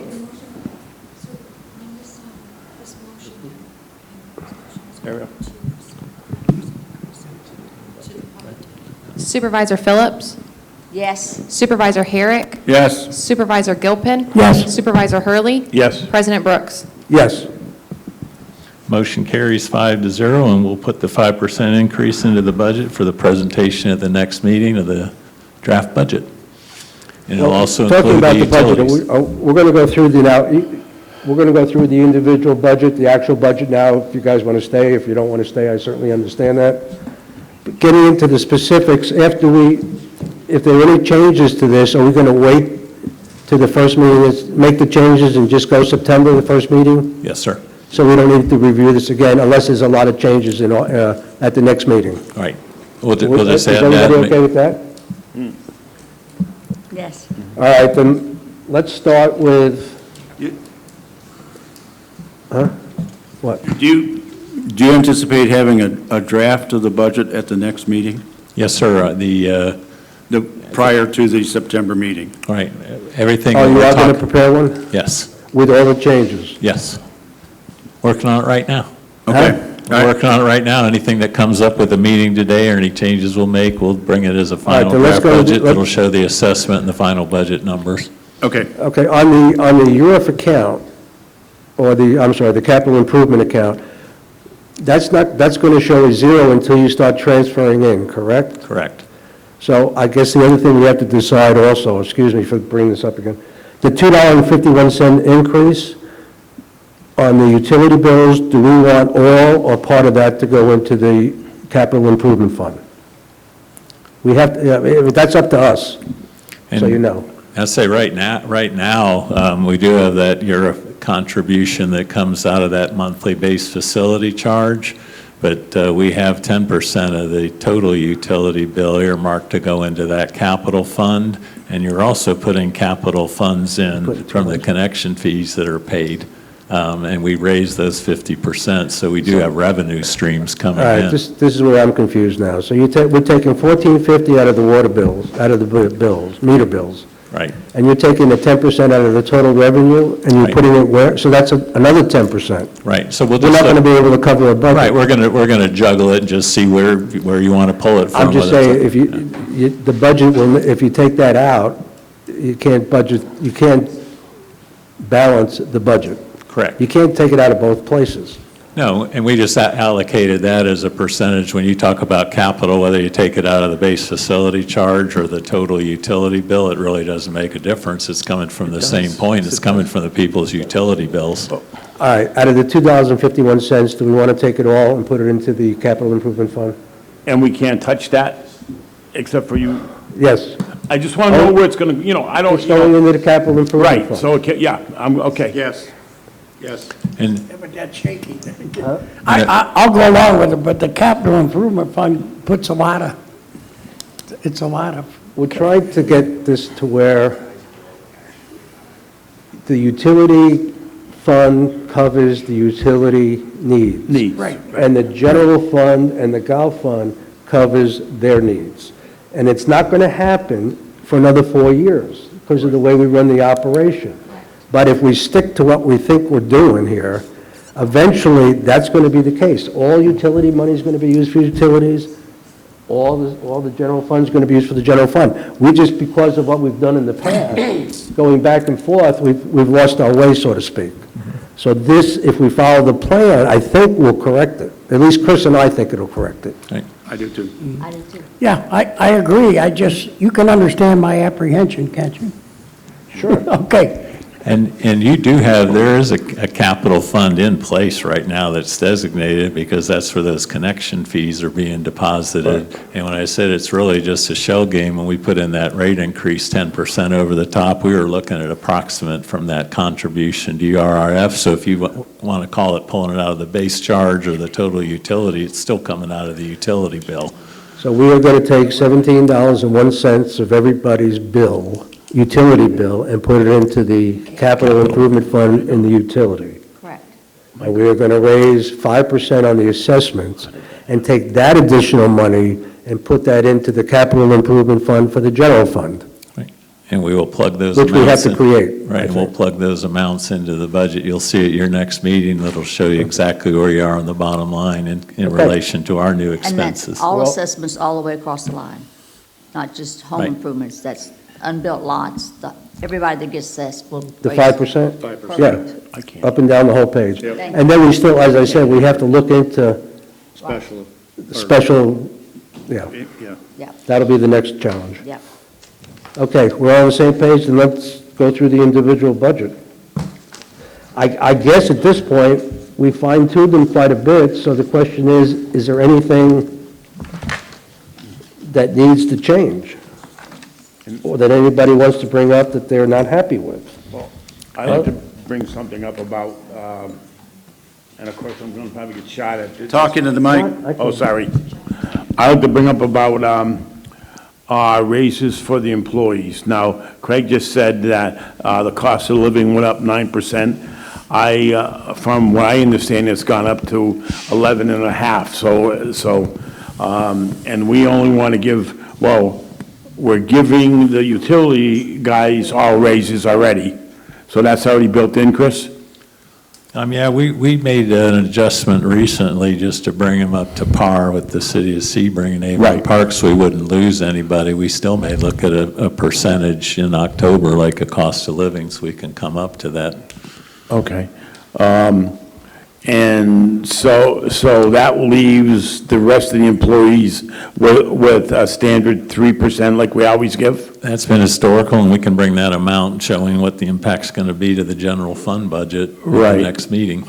I mean, I would like to try to bring in at least, there's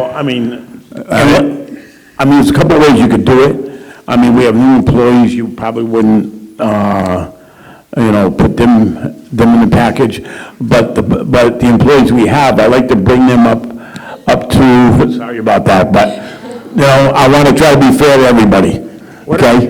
I'm sorry, what exactly are you asking for? I like to bring up to 6% instead of 3. I totally disagree. Our benefit package is far and above beyond anything that's out there in the marketplace right now for most employees.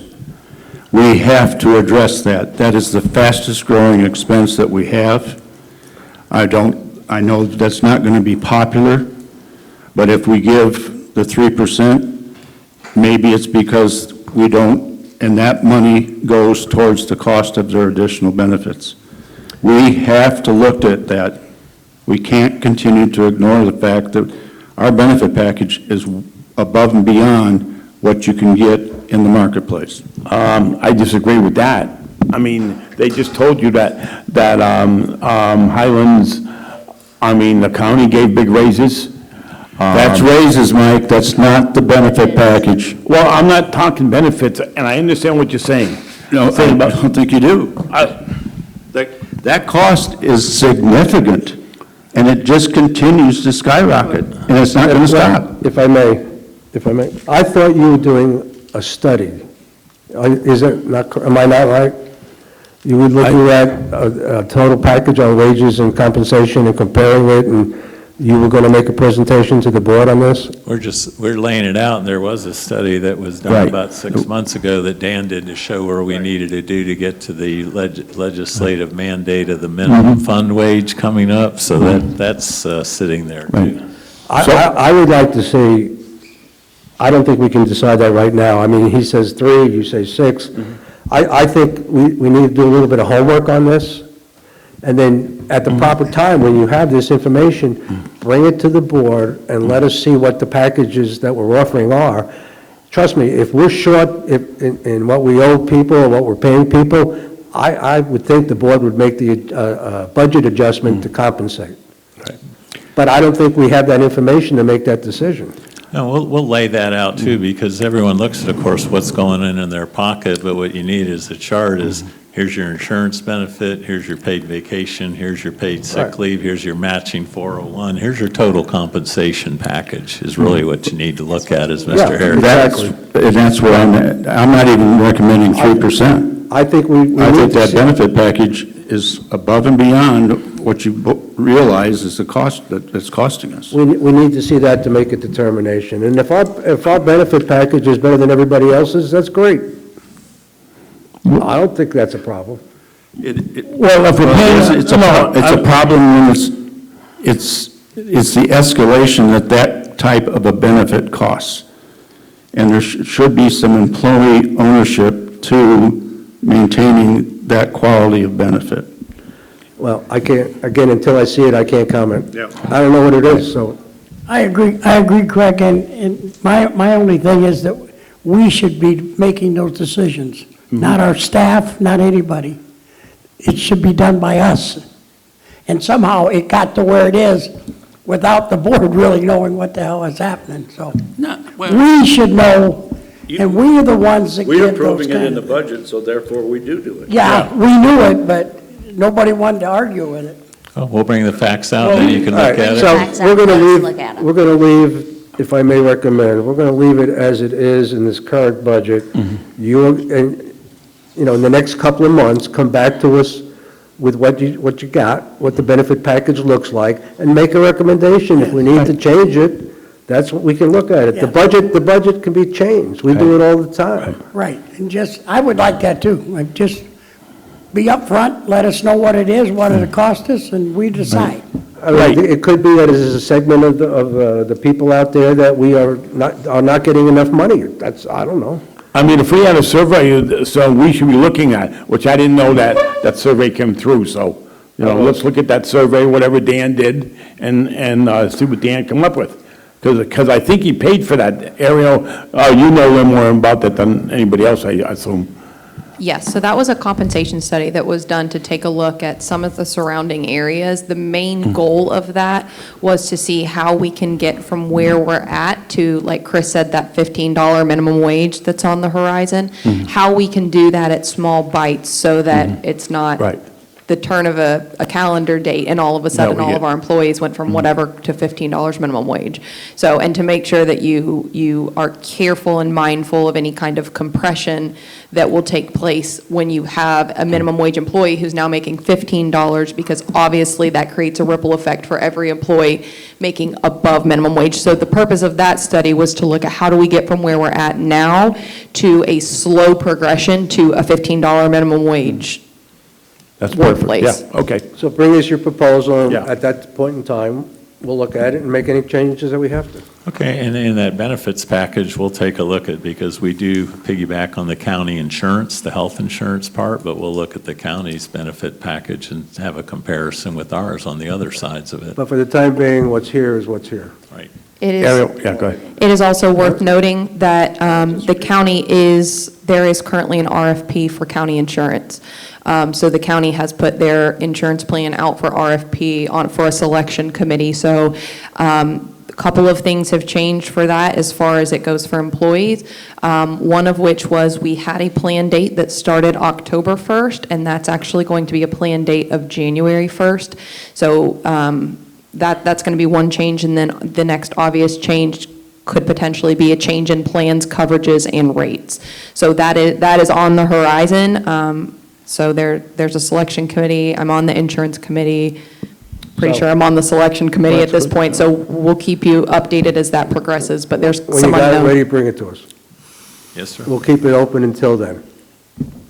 Any other questions on that? No, very good, thank you. All right, back to any other thing on the budget? I mean, on the golf budget, does anybody have any questions or concerns? You know what, I forgot to ask Mike, did he round off like we asked him to? He's right there. Did you round off like we asked you to? Yes, we did. Can you maybe provide us with sheets that show that?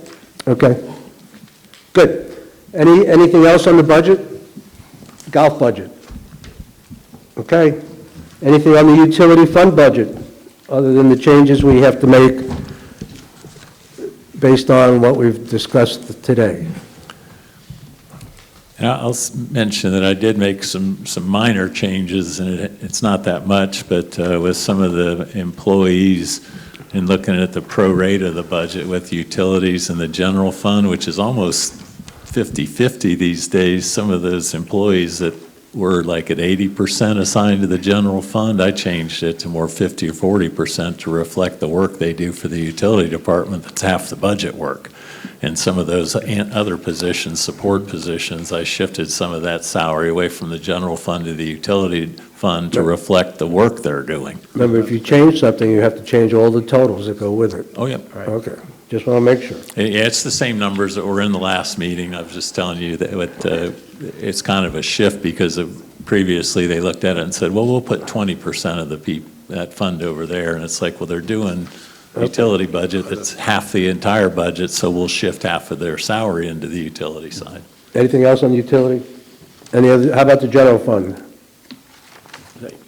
I guess the only question that I have on the general fund, are we sure we are comfortable with that assessment number as it is before we raise the assessments? I mean, it's 3,000,009. That's about $500,000 more. I think it's actually, I think it'll come out actually low, but he's is working on the table that says how many more are coming on the assessment roll in 2022, 23. So he's supposed to have the Okay, exact- I mean, if you guys are exact comfortable, 'cause number. if you think 3,900's okay, we'll go. Well, we should have an exact number because, when you give us the rough draft next meeting, right? Right. Right. They should have gone back through the tables and said, these are the people that are coming on the rolls, this is the type of lot it is, or, whether it's developed or undeveloped, or developed, or, developed or undeveloped. Yeah, that was the data we discussed because we issued the permit and the permit to build. It's not until they have that CO that they Right. get on the assessment roll. And thank you for those people that are getting on late in the year. Yeah. So you can verify that number at the next meeting? Yes, sir. Okay. And we'll project that into the budget too. And like I said, right now, we're being conservative with it. We know we have I the think growth. so, too. Yeah, oh, yeah. Well, the 3,900's going to change by about, if that number's correct, it's going to go up $180,000. And just 5%. And with the growth from the utility customers that we had this year, as we discussed, that revenue projection for this year was going up $127,000 from our initial budget Right. number. Okay, just wanted to make sure. Anybody else have any questions on the general fund? I assume I was correct in what I said about the hospital. I didn't mean this, not to step on anybody's toes, that we're going to make a final decision if we are going to even participate in giving them funds at the proper time, which would be next year's budget. Is that correct? I thought it was in this year's budget. or No, I think it's in this 22, year's budget for next year, not the Yes. following year. I want to at least. Because we still don't know when they're even starting. Right. And I'll get an update on that. And one thing, when the statement was made, it's kind of given them money, and then David mentioned in-kind, really what the way we're looking at is it's offering a service to our residents that they'll have physical therapists, aerobics, cooking, diet, all those services we can offer our residents. The Silver Sneakers can still take advantage of it, but the Sun and Lake residents will get a discount membership to that full-service club up there. And we need that in writing. But it's also Just- primarily a cost shift in essence, Some of it. because we want to close Yeah. our current one. Correct. You'll never tell me that thing cost $50,000. You'll never convince me. Well, if you include the instructors in here, et cetera, et cetera. Oh. Okay, we'll see when the time comes, but that's how we are right now, right? I'm not worried about it. Okay, so the budgets are pretty well set the way they are, except for those corrections which you'll make for the next meeting. Right. Then the one last thing I think we should go over is your organizational chart, just to Right. make sure everybody's I have on the one same more page. Ray? You want to tell us what changes you've made since the Right. last one? Ray. What? Right here. I've got something that was dropped on my desk this morning, I didn't get it, from Bob Hiltz about the vehicles. I think in the budget, we have $30,000, Chris, for new vehicles. Yes, sir, for next Okay, year. and but Bob got a price of 33, but that's for two vehicles. And. I'm sorry, who'd you get this from? Bob Hiltz, right here. Did you get one on your desk? I'd rather hear from him than you. No offense. Well, thanks. Everybody would. Come on down, Bob. What's that? Speak into this, Bob. Yes, swallow it. Swallow it. Mr. Brooks, at a meeting a couple months ago, you addressed me to research the truck a little bit further, and we weren't able to do that at that time because we had to wait till the middle of July for Ford to come out with the new 2023 specs and what do you call them, when they lower the price for municipalities and that kind of stuff. Okay. And we actually went to, we've done some research with them, we've been in contact with them several times, and with the trades and everything that we can get on our truck, on the F-150 that has 190,000 miles on it right now, would be gosh, I wrote it, I did a copy to everybody, but you guys' copy shows that it doesn't have it on there, because where I put the highlighter yellow on it, it showed up as black. But we can replace Both vehicles. both vehicles for $33,263.52.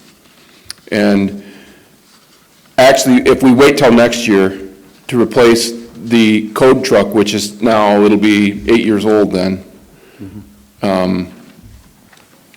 it would cost us in the neighborhood of another $30,000.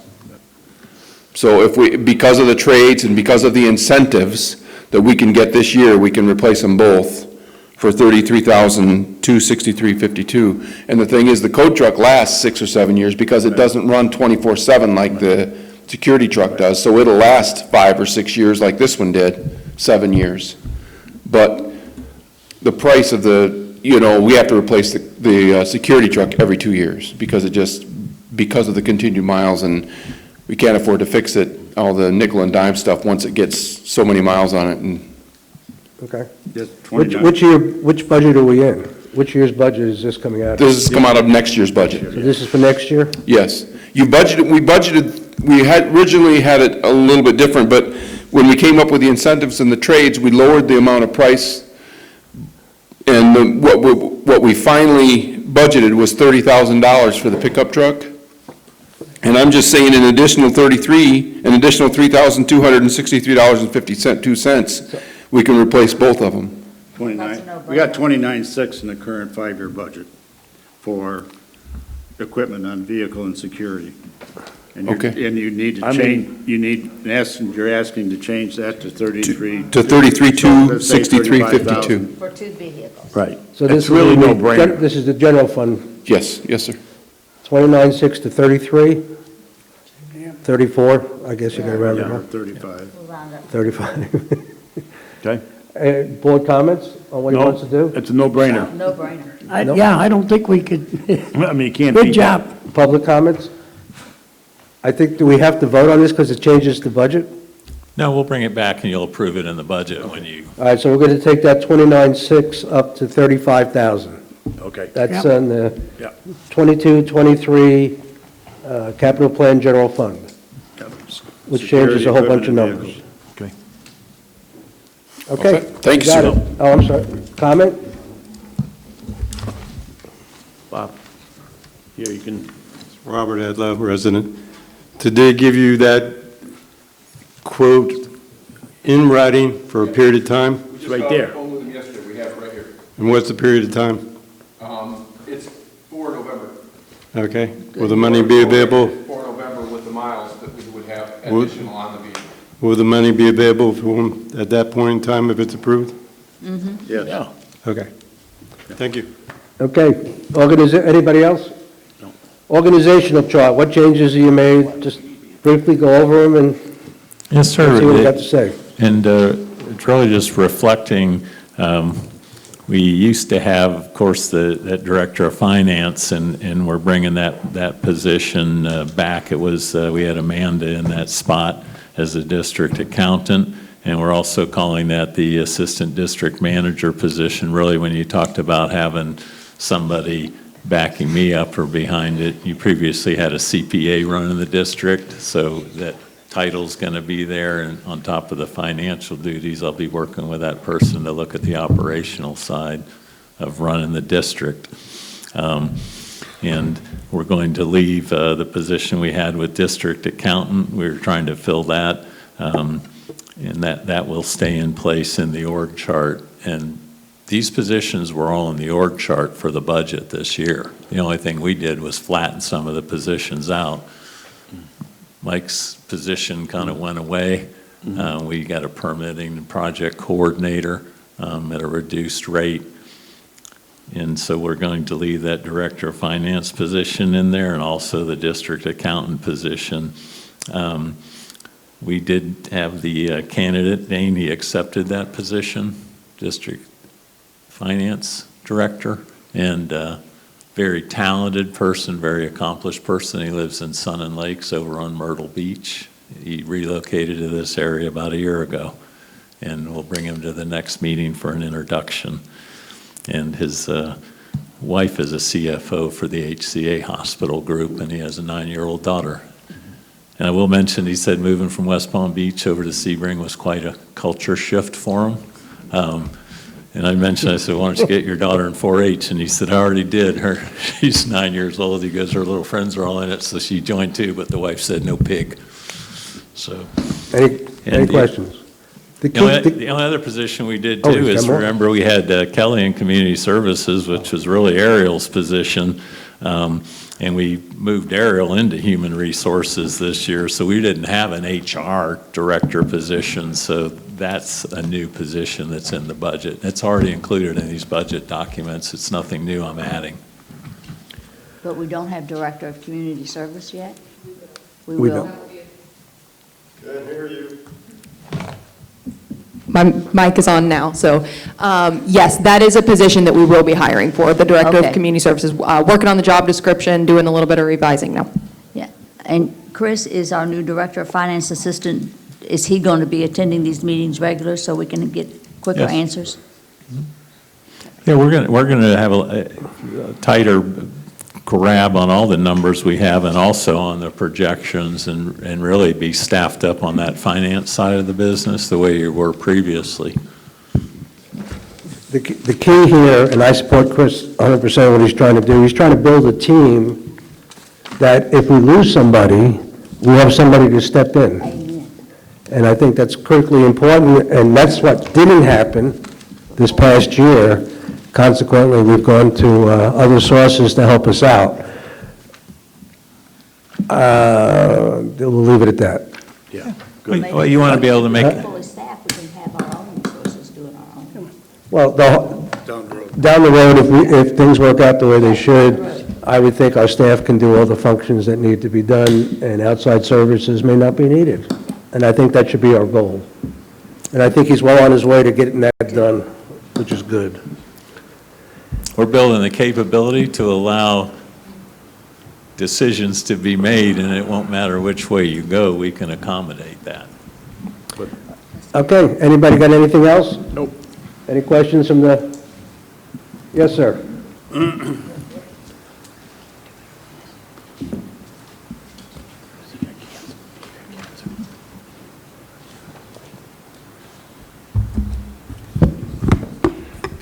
Cliffwood resident.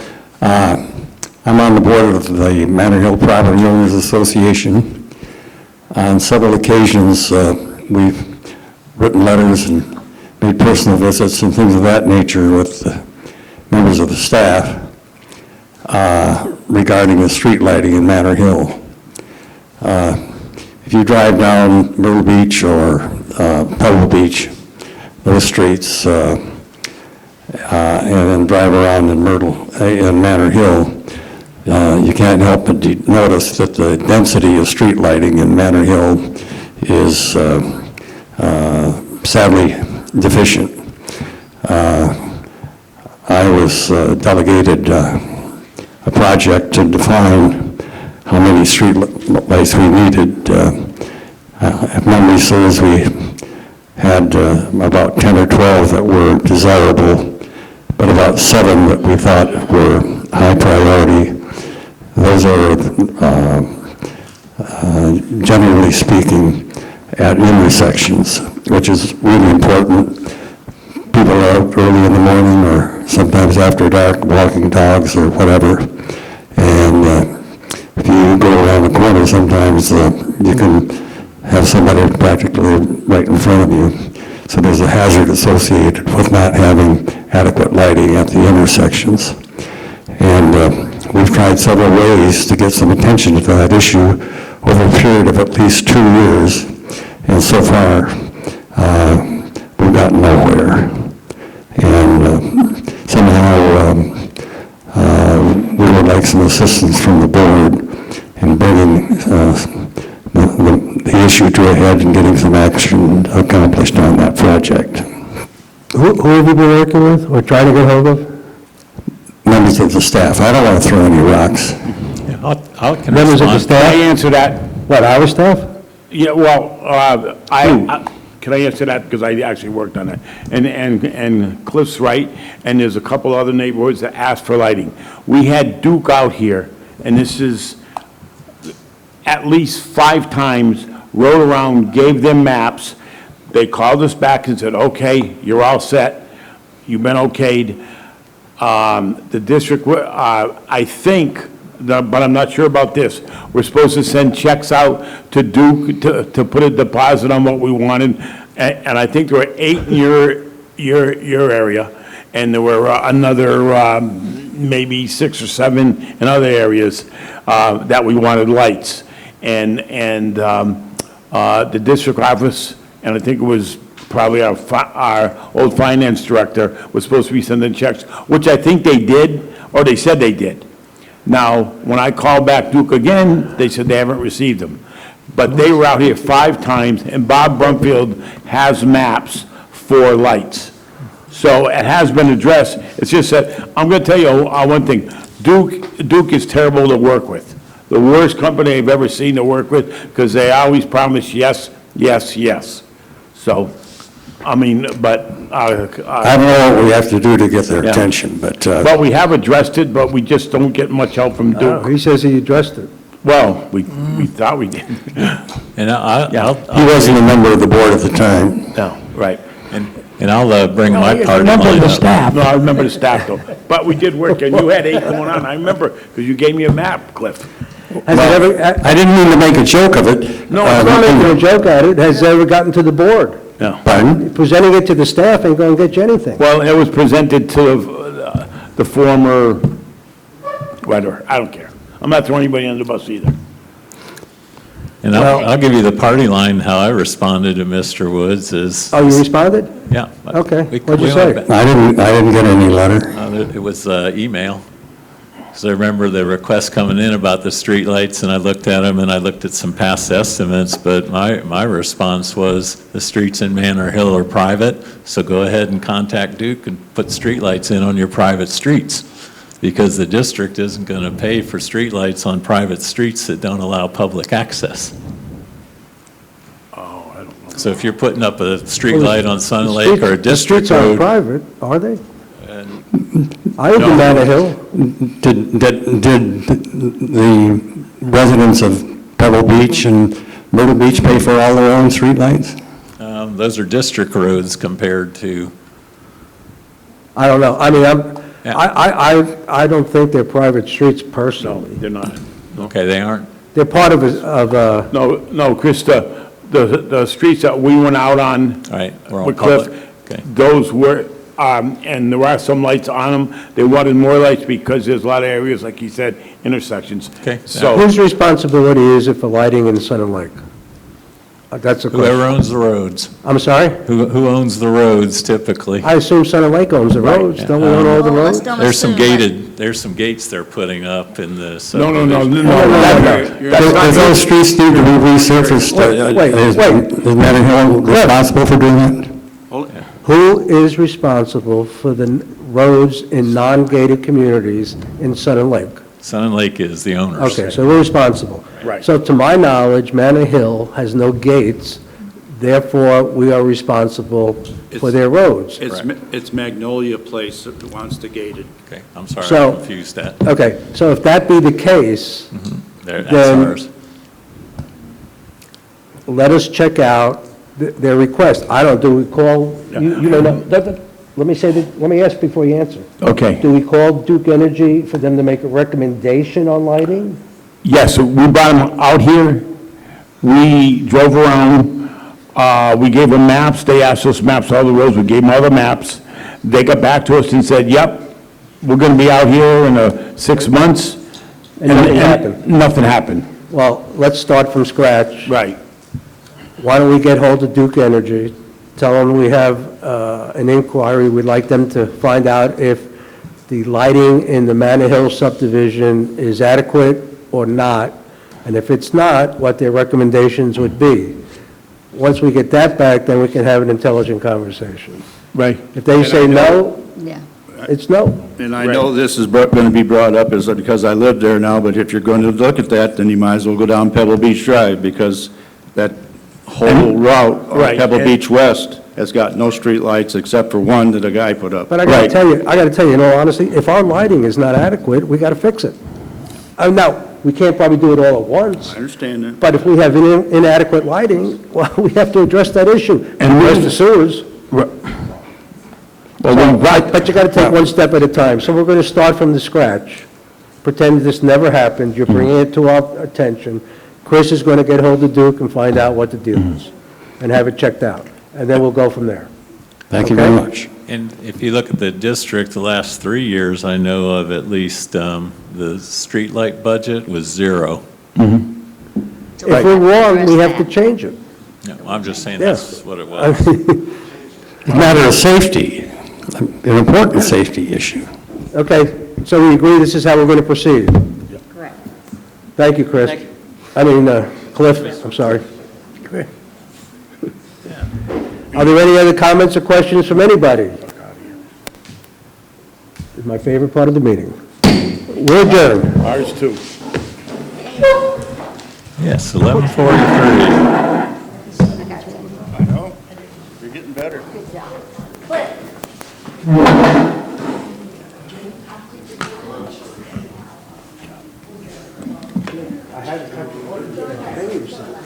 No, I was...